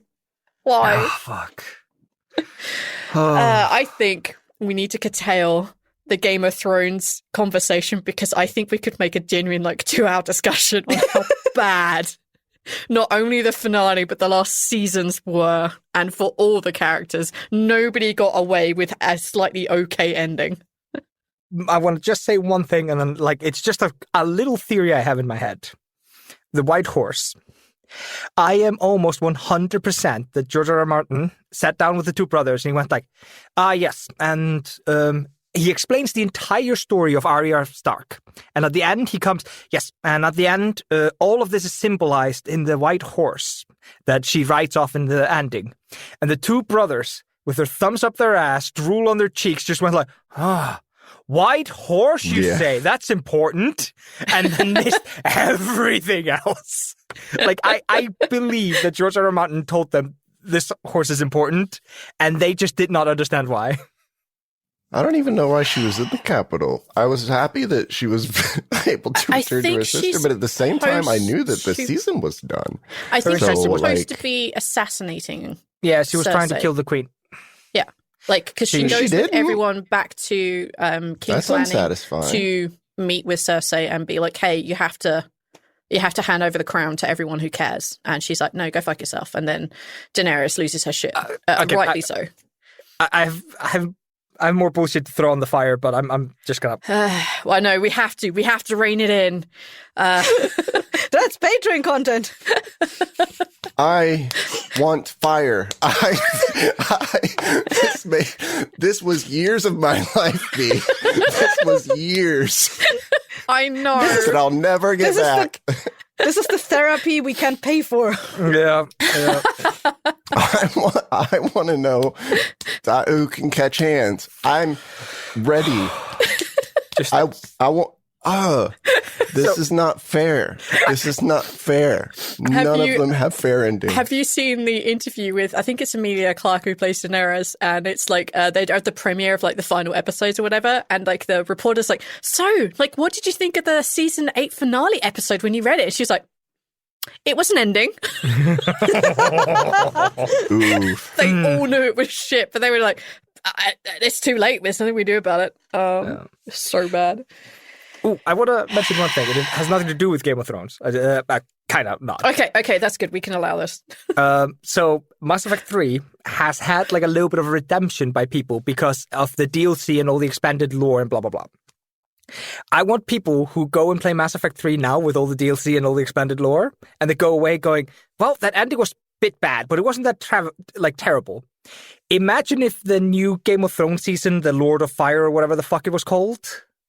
Imagine if House of Dragons? House of Dragons, yes. Imagine if it had like fixed a bunch of the endings, and now a bunch of idiots that didn't watch the thing when it came out were going like, no, the House of Dragons really like wraps the whole thing up, and you're just like, no, I was there day 0. I saw the nuclear bomb land. It blasted out my eyeballs, and I will never forgive them. They've probably patched out. You probably can't even get the old ending. Wouldn't be surprised. You can't get what we saw on the thing anymore. They probably didn't release that in the remastered. Hatred, that probably isn't something they even put in the remastered. No. They probably just put in the patched over edition where they have things gone over a little more, but it's still not good, even when you polish the ending. It doesn't. I just wanted to make this analogy because I was looking for like screenshots from the ending of Mass Effect 3, the code by our DLC, and I was seeing people going like, it's not that bad. It's just like, oh, buddy. Yeah. It's worse. Yeah, I feel this is free like trauma counseling of sharing our visceral annoyances of what we've had to endure. You'll never know, guys. You'll never know. It has been patched from history. I think I quit watching Game of Thrones. How many seasons are there? 8? Yeah. I think the last one I watched is 6. That's probably fine. That's probably a great point to stop. I don't remember which one that was. Me neither, but I do remember good. I did not watch the one that where the whole door thingy happened. I did not watch that one. Yeah. I think that's in the midst of a decline. Just to be honest. Don't worry about it. They killed the Frost guy, easy peasy. Nobody died. What? Why not? Because they're terrible writers, guess it. They needed someone who cared. And want them to make a quick buck. I love the side-by-side. Have you seen a side-by-side of the battle at Winterfell? Later on, where it's so dark, and then it side-by-sides it with the night scene in Lord of the Rings, where it's like actually lit well, and it looks still like a night scene, but you can see what's happening, and it's just... Man... There was so much interesting stuff for them to have filmed that so dark. And then next to that is like the relatively new Batman one that is so dark that people in the did you see that? Like the people in the cinema had to put like posters up, like they were like, no, this is not because we accidentally did not project the projector was set wrong. The film is actually this dark. I remember having that with like AVP2 where they're having a fight in a sewer and I couldn't see what the fuck was happening. I just saw flashes of light off of the stuff and everything else was just black. Like I couldn't see shit. I mean, I know my eyes are rough, but like, holy crap. Give us something. All right, we're putting Game of Thrones to bed. Good night. It's not Good going. night, Game of Thrones. We're not putting it in the grave. It's going to bed. We're waking it up one day and we're getting angry about it again. Yeah, basically. That will be pure bonus behind the scenes content of just us raging for like 4 hours on it. I can find many other things to be mad. Oh yeah, I'm holding back food. Yeah. There is like a genuine. If we're doing that, I'm doing a rewatch. What is it? Is it like we're all having our own like hold the door moments of like just annoyances right here, right now?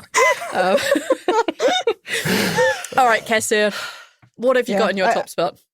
I don't think I can top that because what I brought is something that probably none of you know about. Oh, the disappointment. Does Grey Worm get his dick back? I want to know. How does that guy not have a good ending? Come on. That guy deserves a good ending. He's such a good dude the whole time. Give him his dick back. Come on.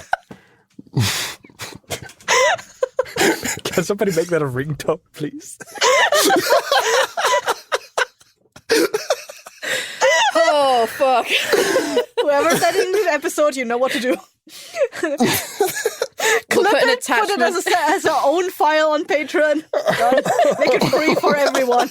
Not even behind the paywall.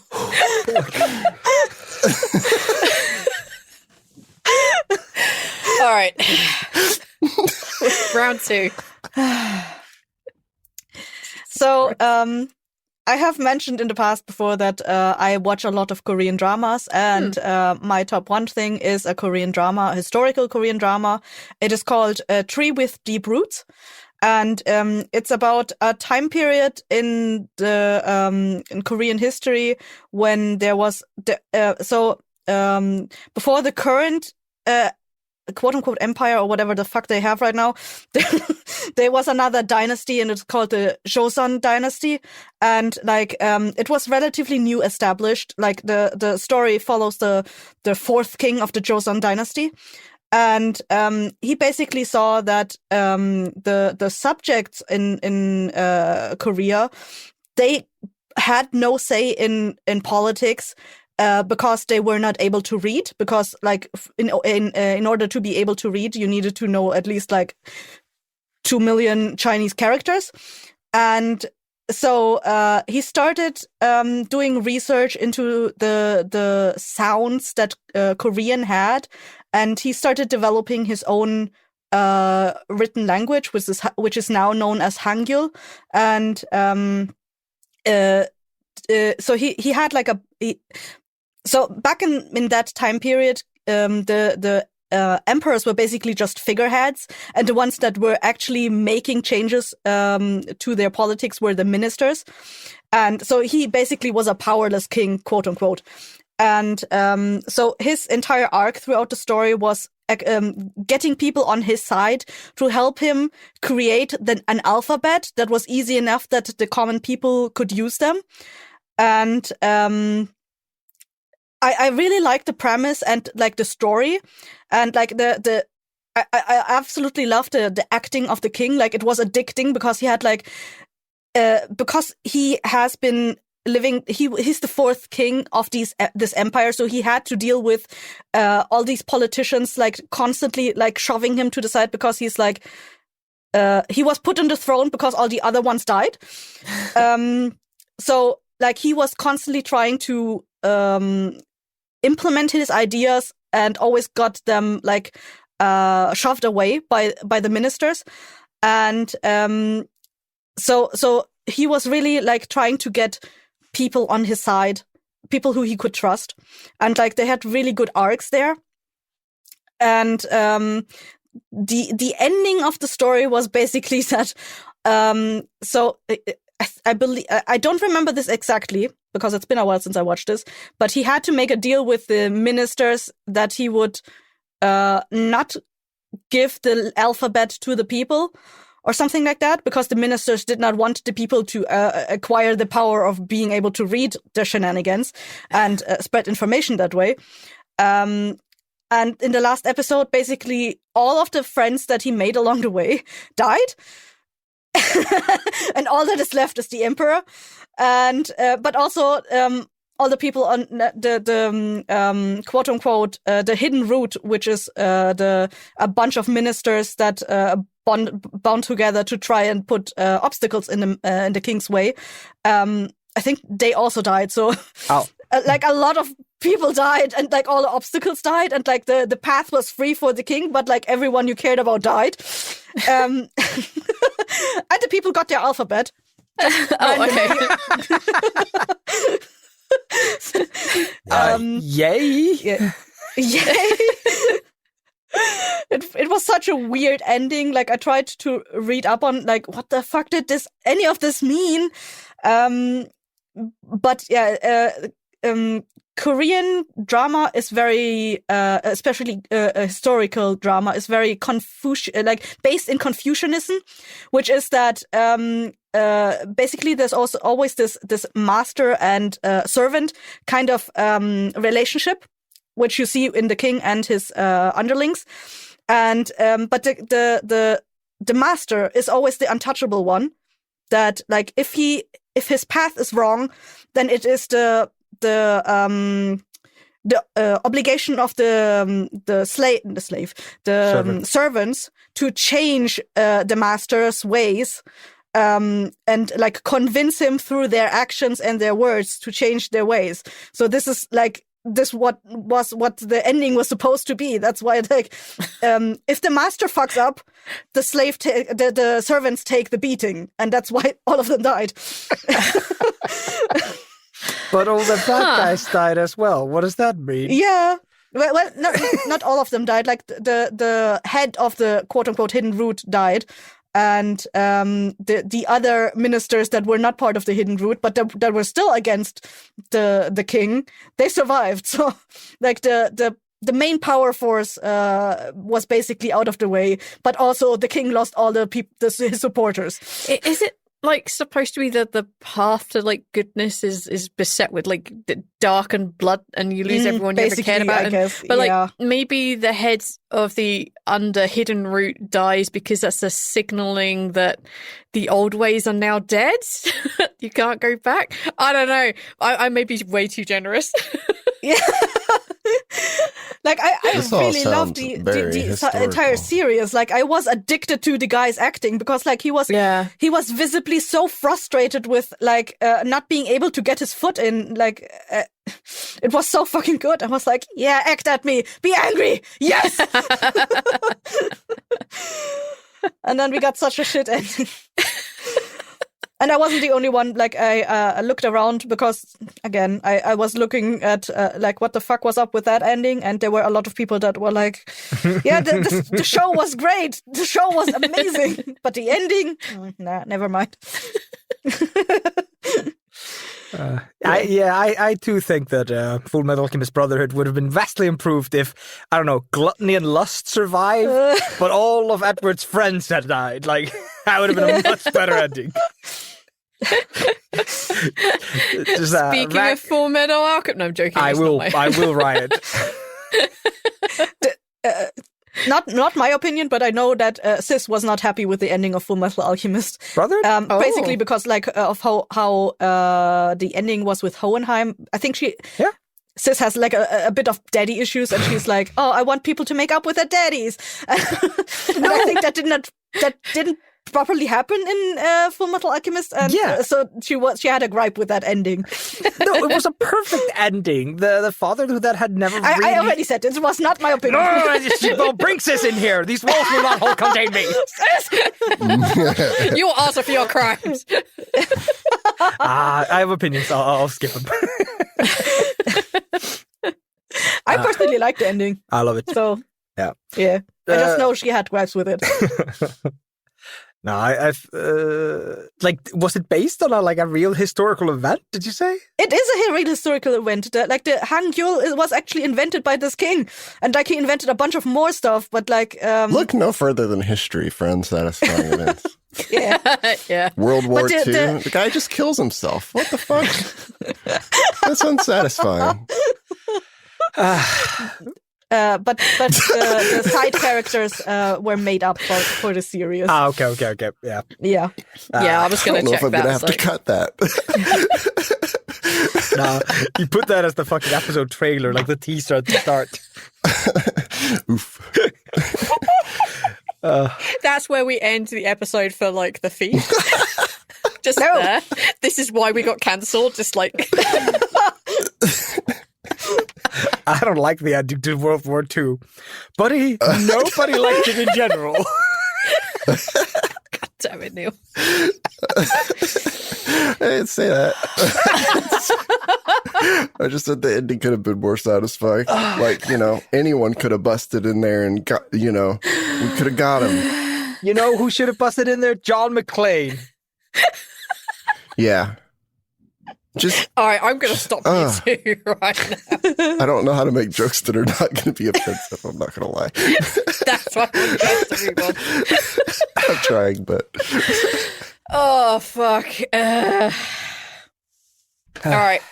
Aethel, you already did your top spot, so we could make this a really, truly unsatisfying ending episode and not let you do your number 2 spot, but I will personally suffer if I don't let you, so go ahead. Okay. I feel like I've been like treated very poorly in this episode, so I'm going to do my best here. First, No different from any other episode. First, honorable mentions, because I like doing them here. Oh, no. My honorable mentions are relatively short. It was Game of Thrones, but Neil brought it up. And it was only in my honorable mentions because I knew it'd go on for hours. You've got Stalker, Call of Pripyat, and it's just the ending. The entire game is fantastic. It has like a really weird subplot going on that is the main plot. And then you get to the ending, and it's literally just running through the streets shooting bad guys, and then a helicopter picks you up, and you're just like, the fuck does this have to do with anything I've done? This is terrible. I brought out a PDF that has information on it. Yeah, that's not the... It's terrible. I hate it. It's a shit ending, but it's a fantastic game. You've got Penumbra Requiem, and that's just a terrible ending because the original studio made the games, then they got bought out, and a random studio was told, you know what? Make a third game. And they were like, the story is kind of done. Who cares about human violence and our inability to make peace? Make a third game. Make a third game. Who cares if they wrapped it up real well in the second? So that's that one. And Fallout 3, the original ending, is just straight up terrible. Yep. The original ending is so bad. You're literally walking around with a guy who gets healed by radiation, and there's a room full of radiation, and you need to punch in a 3-digit code, and the guy is like, no, I will not steal your destiny from you. You must go into the room full of deadly radiation. And you're just like, Fox going in there is like walking through a blowjob machine for you. Fucking get in there, you stupid bitch. I'm not gonna lie, I've played that game like right up until the finale, right? I basically do everything I can to avoid the finale, like the final part of that game. I don't know how many hours I played that game. I don't know how many times I restarted that game. It took me fucking forever to remember what the goddamn code was. It's even written on the machine, like in that little thing right in front of you. Yep. It's that's how often I sent someone else in to die. And then what was gonna be my like run-in for number 2, the Blue-Eyed Samurai. First episode is a little bit iffy. The next 6 episodes are amazing. And then I don't know what the fuck happened. Who decided to write the ending of that show, that season? It's only been 1 season, so it's not really a dissatisfying ending. It's just like the ending of the first season. But I was gonna say, I just recently watched it, and because you ranted at me like a few days before, and I watched it, I'm like, I don't see what Azo's seeing. Like, this is easily like a setup for, hey, there's a new season coming up. Like, No. They're definitely setting up a new season. There are problems, however. Problems like them deciding that the concubine girl that was trying to kill the sorry, I'm about to spoil the shit out of Blue-Eyed Samurai. The girl that was supposed to marry the king who was trying to kill the Blue-Eyed Samurai. Her just doing a 180, I am now like Daenerys and I'm going to like own this role. I don't feel like it was set up at all. I don't feel like she No, I feel like she just went from being like, I'm going to kill her to, I'm a subservient to, I'm going to fucking rule. And it's just like, I don't like it. But I feel like it was set up throughout the entire season. I don't. Her name is Akemi, by the way. We might need to rewatch that because like her arc has like it's not like it's definitely a slow build. Like she goes through things and that makes her final decision. Like I feel like in the 8th episode when she does the flip, I don't like that. But that's despite the point. That's probably maybe that is even affected by the fact that there were 50 warriors pushing on a door that and Old Man were closing, and they then just closed it. And then there were 50 samurais on the other side of the door. They're like, oh, open the door. And then they shoot 1 arrow through the door and kill just the old guy and nobody else. And then a couple of minutes she's later, just sitting there. Yeah. And then we have like a scene where she's like, "Old man, no!" And they could have shot another arrow and killed her as well, but they didn't. It was not an arrow; it was a shotgun. They probably couldn't reload it. Yeah, But, they had guns. That was the gimmick of the Irish guy coming. Yeah. And then 5 minutes later, another character comes walking through the door that was locked with fire behind it, and the door's now open, and where did all the soldiers go? And what is happening? And why is he now entering the bridge? What is this? And I think that's just because he took a different entrance. Cool scene between the concubine girl and him, where she goes like, "No, I am better than you now. I am going to do my things." It's just like, what happened to the soldiers? They burned in hellfire. What happened to the door they locked from the outside? What is happening? And then, he's a samurai. He just jumped over the wall. No, the door's open, Kesser. And then you have Samurai Girl, and she's like, evil Irishman, I have captured you. And he's like, I know where all the other guys are. She's like, okay.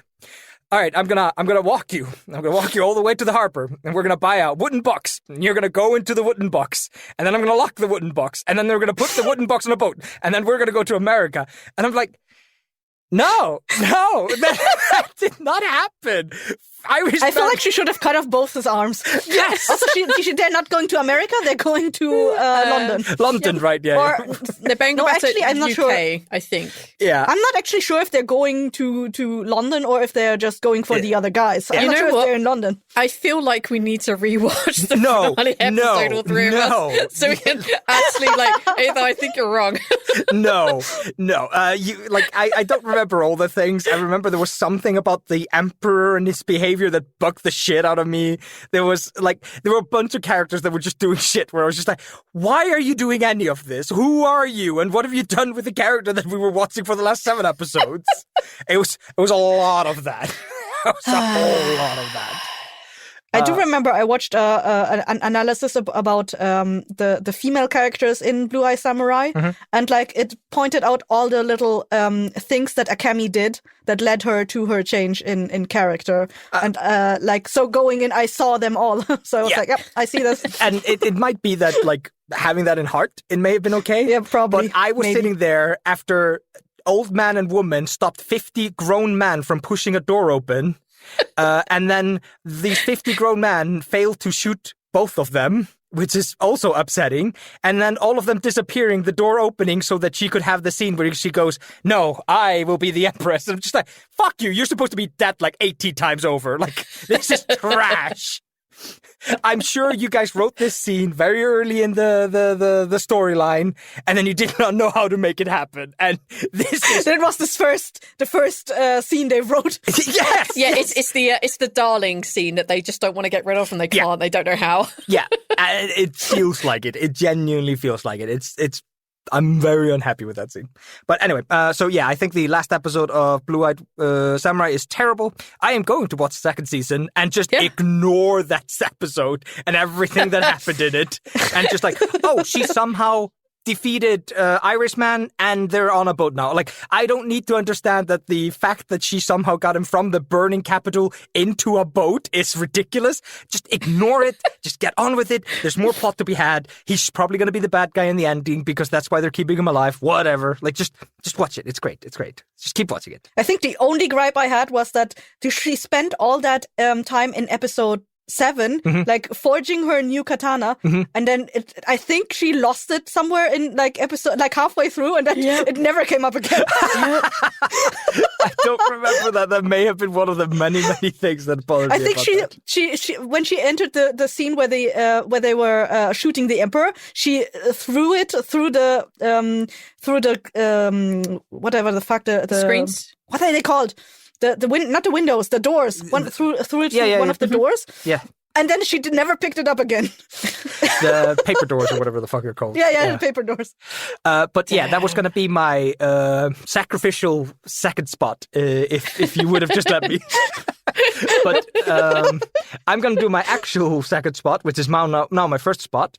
My genuine hatred of a last episode is the last episode of the anime Hunter x Hunter.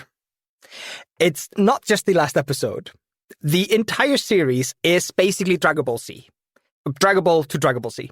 You go from a kid with a fishing rod to kid knowing kung fu to a kid knowing very special magic to kid meeting people that know super duper martial art magic to people fighting bugs from outer space that are like super duper powerful and they need to call in all the super duper powerful space magic people to go fight the bugs. And then in the last episodes, they have a courtroom where they're arguing if the guys are bad or not, and they did space magic wrong. And then the series ends. It's such a bad ending. I hate it so much. It's not 10 episodes. I'm dramatizing. Like, I think it's like 2 or 3 episodes, but it's genuinely a courtroom scene. I never watched that one, but it reminds me of the ending of Shaman King. Oh, I never watched that either. Oh, okay.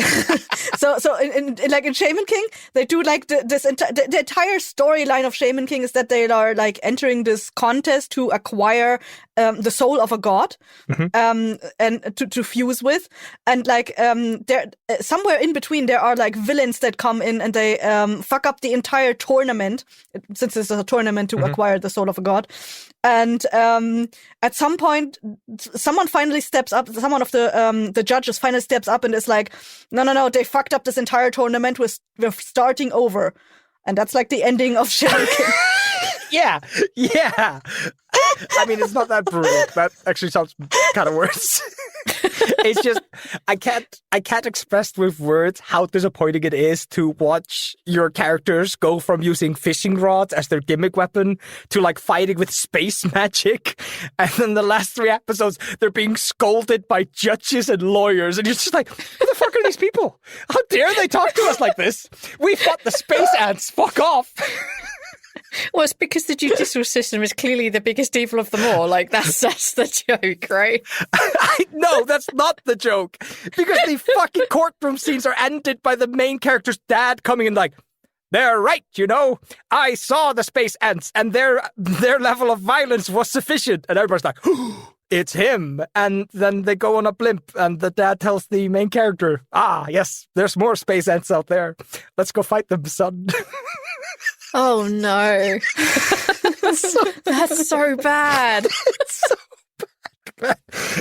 I know there's probably going to be a Hunter x Hunter person that really likes the show and is going to be angry with me because the manga keeps going after the anime stuff. But this is my truth. This is what I watched. This is a show I binged over the like maybe a week, and it's like 100+ episodes. I was watching 20+ episodes a day. It was outrageous how much I was watching this, and then to be blue-balled with a fucking judge and a lawyer, and nobody threw space magic in that courtroom, by the way.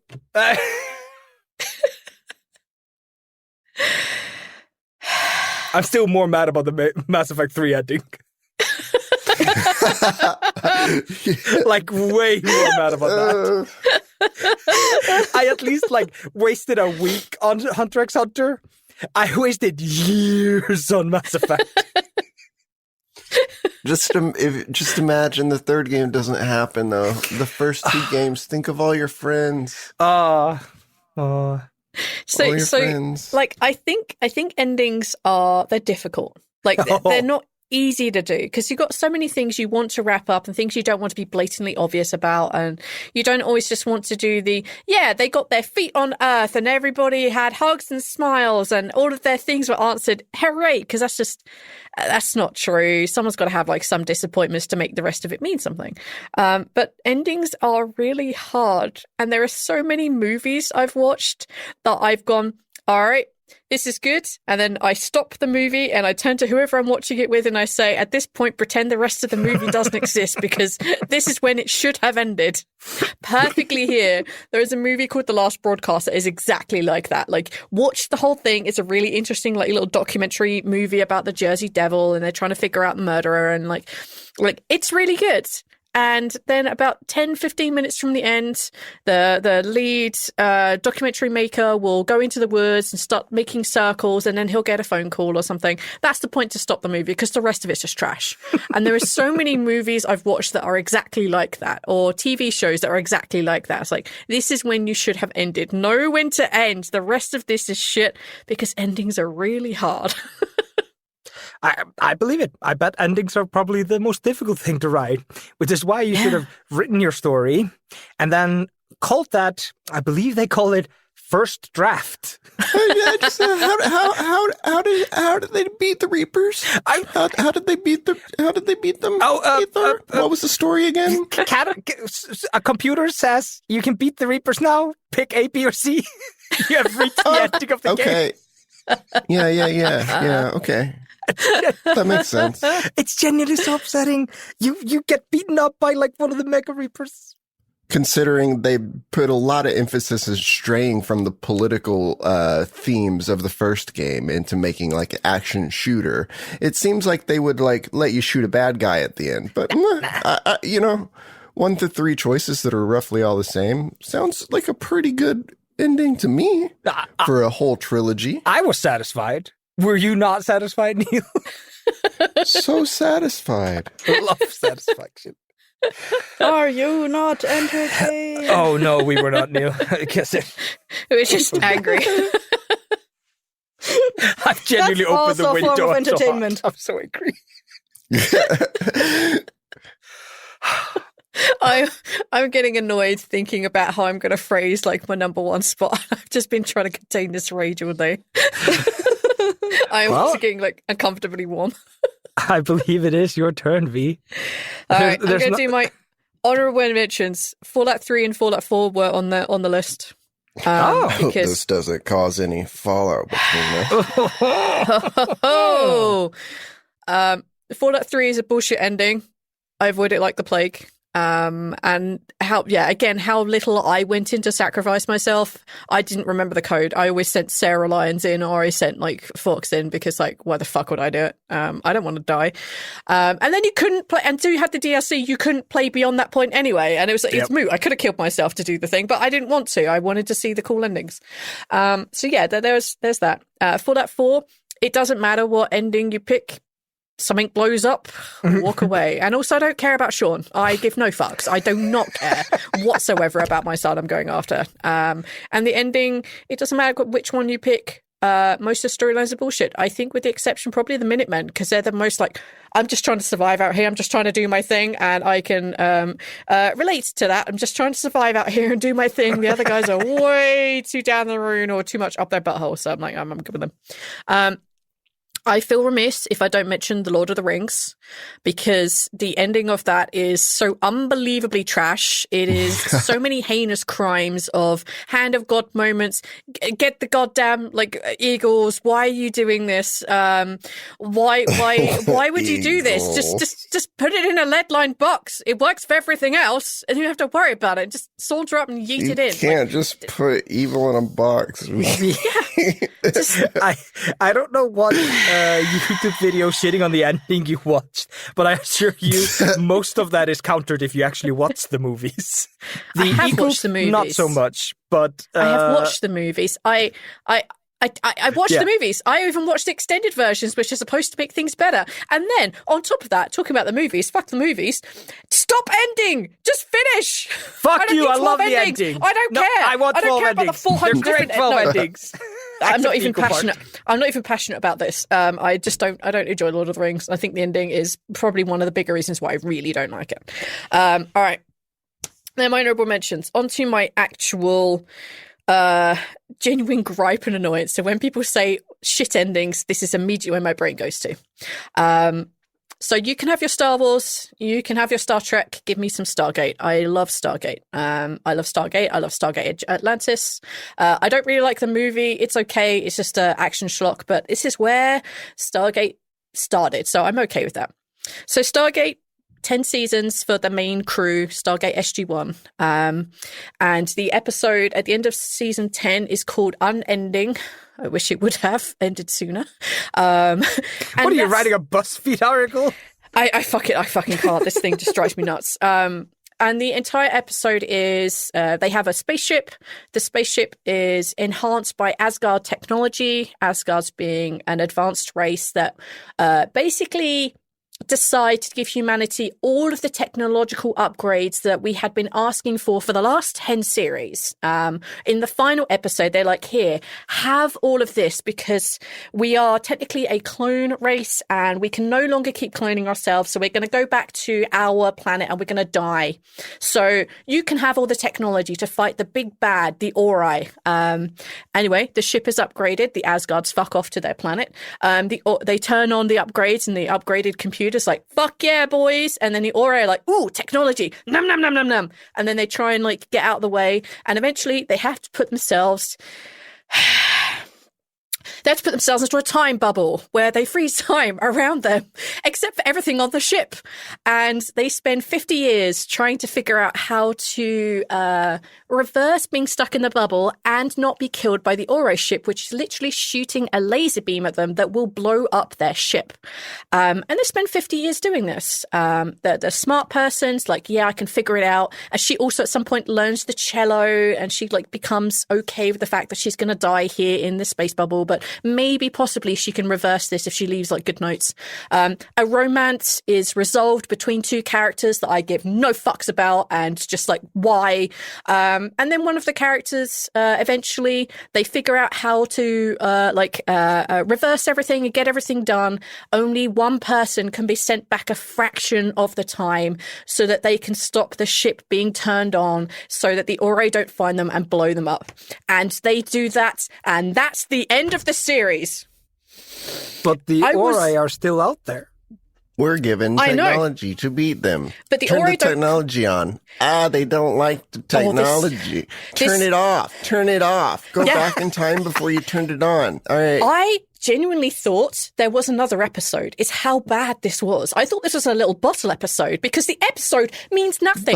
Because one character has knowledge of the last 50 years, but all the others forget.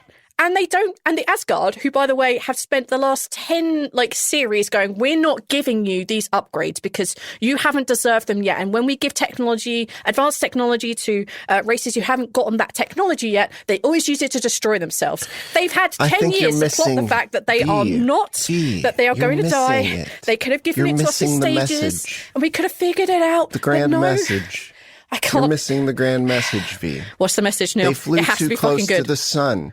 They took 50 years to learn that with this technology, they flew too close to the sun. And the only way to not have done that is to not have done that. That's what they learned. They needed to learn to love because love transcends time and space. Maybe that's what happened. Those two characters fucked and they had an orgy. A spaceship orgy. Yeah. So they developed this beautiful romance between two of the characters that's been hinted at through the last 2 series. And they finally get together and they find a beautiful relationship they have over the 50 years that they're stuck in this time bubble. It means nothing. It means nothing because nobody remembers it. And the only guy who remembers stuff is... space and time. Is it the nerd? No, yeah, the nerd, the Daniel Jackson. Which also leads me to another point. Daniel Jackson has been randomly ascending and descending over the last 10 years. What the fuck doesn't he ascend out of this, tell someone what's going on, and use his magical powers as an ascended being to reverse back time? Oh no, he doesn't. So, as somebody who's watched 2.5 seasons with you, that is an incredibly funny sentence. I am. I'm so fucking mad. There's one episode where he's interacting with the Asgardians or some super technology, and he's like, I now know more technology. And I think it's supposed to help the show explain how they're doing more technological spacey shit that they couldn't do. It's like each episode they got a different writer, and he only got a less than 10 character sentence from the previous no, it was stuff. ChatGPT, only 10 sentences explain the rest of the season, and the ChatGPT would always choose random things to highlight. It's just so Daniel Jackson, apart from having a romance, I literally do not care about. the whole episode means nothing. He doesn't ascend, like, why not? Carter goes through emotional things. One of the characters dies of old age, but that means nothing because the episode doesn't matter. It just rewinds back time and nobody remembers the ship except one guy. And the technology they're given by a race who has spent the last 10 years interacting with us, saying, no, you can't have it, decide to go basically commit mass suicide. And instead of giving us the technology in stages so we can learn how to use it and be responsible, oh no, have everything all at once and you now get to become the big major target for the Ori who are attracted to this kind of technology thing. And the second you turn on that computer, they're going to see you and kill you. And of course, they reverse back time. So we still have the technology, but we can't turn it on now. It's like... that reminds me of the Ori doing this. No, not Ori. The Asgardian? The Asgards. Yeah, the Asgardians. Like, they're smart. They're supposed to be super smart. And the what they do in the final episode with them is they completely go against, like, everything that we have learned about the Asgardians and their responsibility and dedication to keeping the galaxy as trouble-free as they can. Yes, they're a dying race, but they're doing what they can. And to not give out technology before, like, people are ready for it. But here they are in one episode just undoing all of that. Like, no, we don't care, move on. And it's just for a bottle episode that means nothing. And that's a finale of 10 years I've been waiting for. I mean, don't worry. The last two series, when the Ori come in, you can just stop one episode from the end of season 8, and it's an amazing series. Just cut the last, like, 2 series and 2 episodes from episode 8, season 8, and it is an amazing story. But these last ones, and on top of that, having this heinous time shenanigans episode. Oh, this is what happened For at the end no of 10 reason. years. They just go back and you can't even do anything. Oh. It's like the message is you have to learn to live with evil. And that's a piss poor message. Yeah. That's a really bad message. I know that there's there was a direct-to-TV or director-movie or director-DVD movie that came out after it. And I've watched that and it's still shit. It doesn't do much at all. They just end up a complete stalemate again. I'm like, this is an excuse. Like, don't end the TV series like this for the movie that is also absolutely piss poor. But the other thing I'm very unhappy they didn't solve up was the only romantic, relationship that anybody actually cared about in the fandom was between Jack and Sam. And they do nothing with that. There's not even a nod to the idea that they may possibly have a relationship now they're out of the chain of each other's chains of command. They don't even acknowledge that. You have to wait until Stargate Atlantis season 5 for that. Guys, I'm genuinely just like... I had to write my points out bit by bit so I wouldn't forget anything and just start rambling about how much I hate this episode. I mean, even Voyager, which had timeline shenanigans, didn't negate the whole episode. But this one did, and I'm so mad. Go watch Stargate up to almost the end of season 8. I recommend that. Never watch the ending of this. Unless you watch it ironically. Unless you like torture, watch 10 series of Stargate. Unless you need to do research because you're doing like an abridged series. Oh. Yeah, in case, stop at the end of 8 because the Ori as an enemy are just terrible. We spent 8 years learning about the Goa'uld and learning about how they use human mythology to create these personas so that they can rule over humanity and like whatever planets they're doing. The Ori are just... They want to be worshipped because the worship that they receive allows them to ascend. So they go on to the next plane. And they don't want humans to also be able to ascend, even though they can give them whoever it is that they are forcing worship from. They don't want them to ascend because they'll actually lose worshippers. So then they'll all start descending. And they don't want that. And they're just such a non-entity and they come out of literally nowhere. They're referenced once somewhere else. They sound what, sorry? They sound like nerds. They're awful. I am a level 10 wizard, and if you start leveling up, then I won't be as cool anymore. You have to stay a level 1 wizard. No, you do not get fireball. Gatekeep wizardry. Yeah, gatekeep wizardry. Humans are ruining wizardry. It's kind of like that, and they're not really tangible, and it doesn't really ever get resolved, and it's like there for 2 seasons, and it's just like... you had such a good ending, but I know why they continued. So at the end of season 8, Fast Farscape gets cancelled or finished, and the Sci-Fi Channel were like, we have a bunch of actors, nothing to do with them, and Stargate's still going strong. And I know you've just technically written a finale, which, by the way, they aired and then wrote 2 more episodes so they could work in these 2 other characters. That's what they do. They take 2 actors from Farscape that had just been let go and they add them to the series, and they're okay. I mean, they're not bad. The characters are okay. The acting for them is stellar. Like, they're really good. But the whole premise of their seasons are wasted. They're just really bad. No.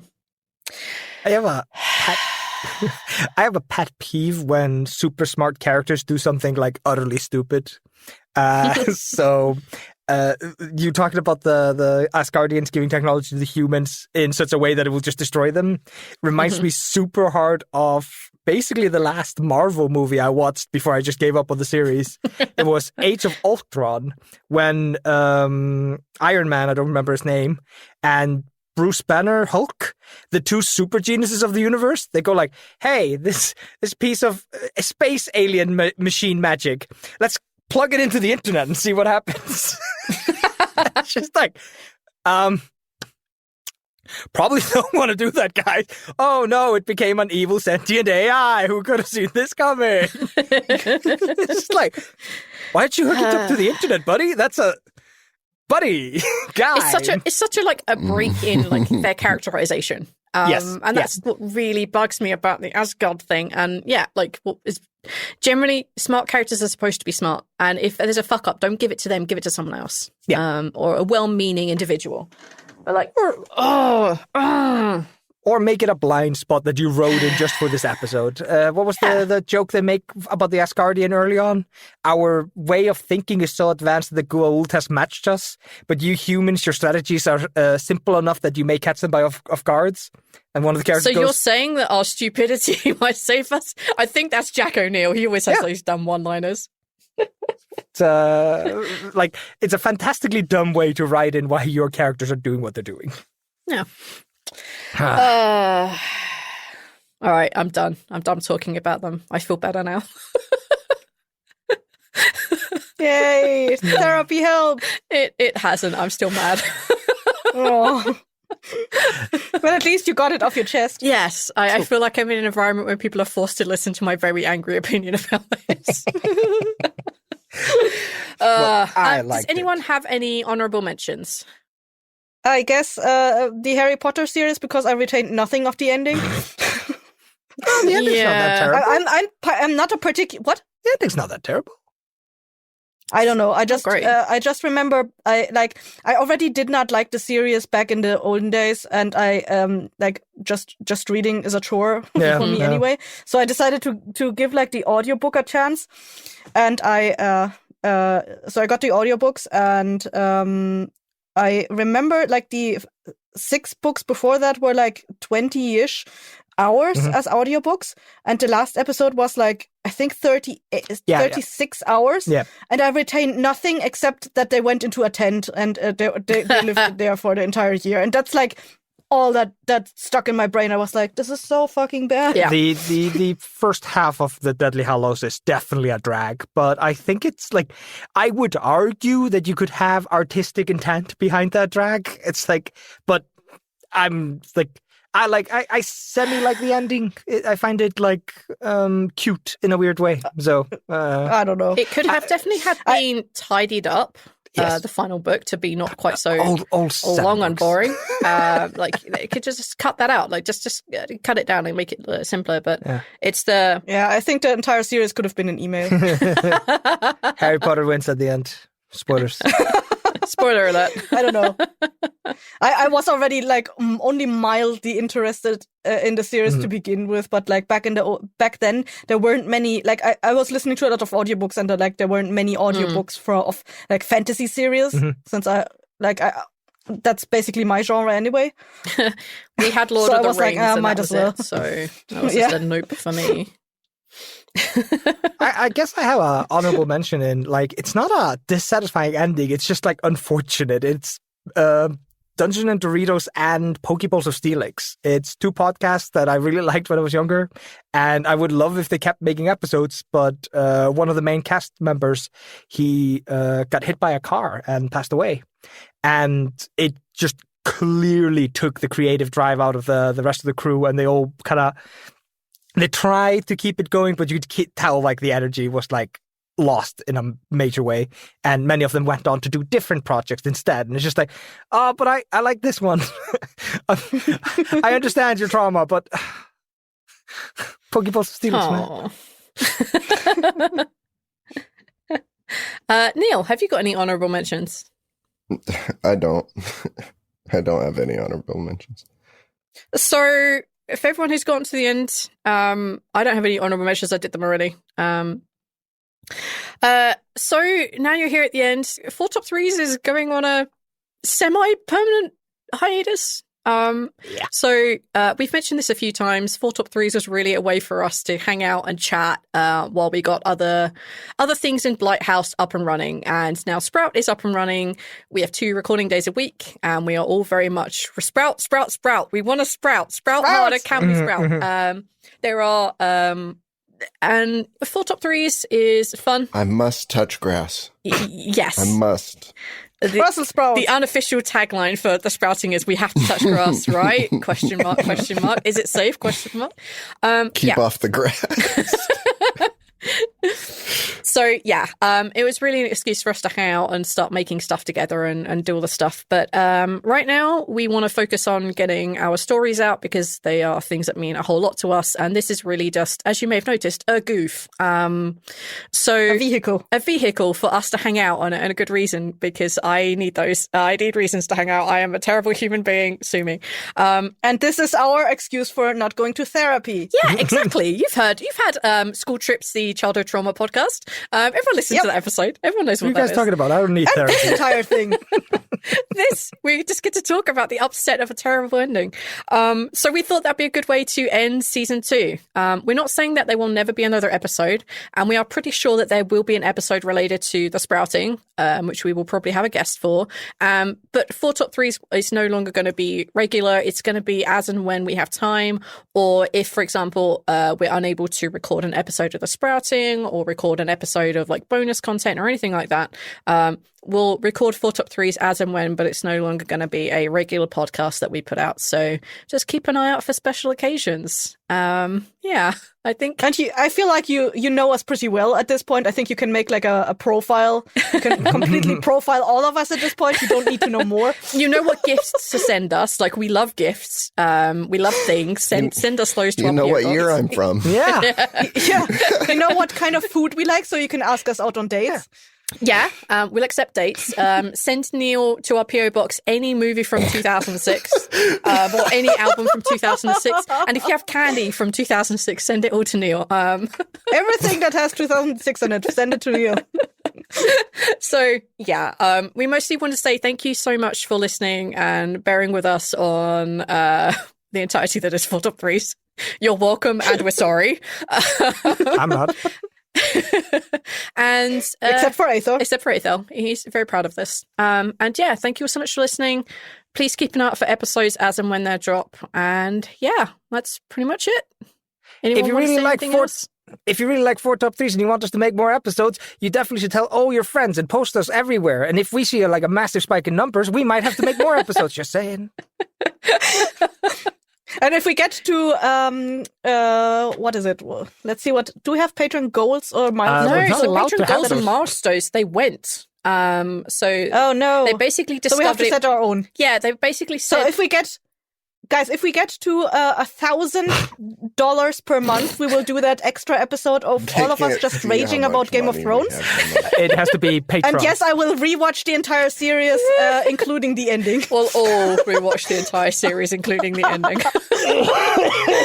No, If you give us To the mic, Neil, I can't hear you. $1,000, if you give us $1,000, we'll record you a podcast. I'm so sorry, guys. We won't. And we will even say that it was sponsored by you. We won't. We'd put that towards things that we need. And paying for ads and maybe Blighthouse Con at some point. We will not record it. We'd record an extra episode of this, but we wouldn't be consistent. I'm sorry, that's not. just the worst. All right, I think that's probably it then. Thanks for listening, guys. We love you. Bye. Okay, thanks. Bye. Bye. Bye. Bye. I'm gonna hit stop.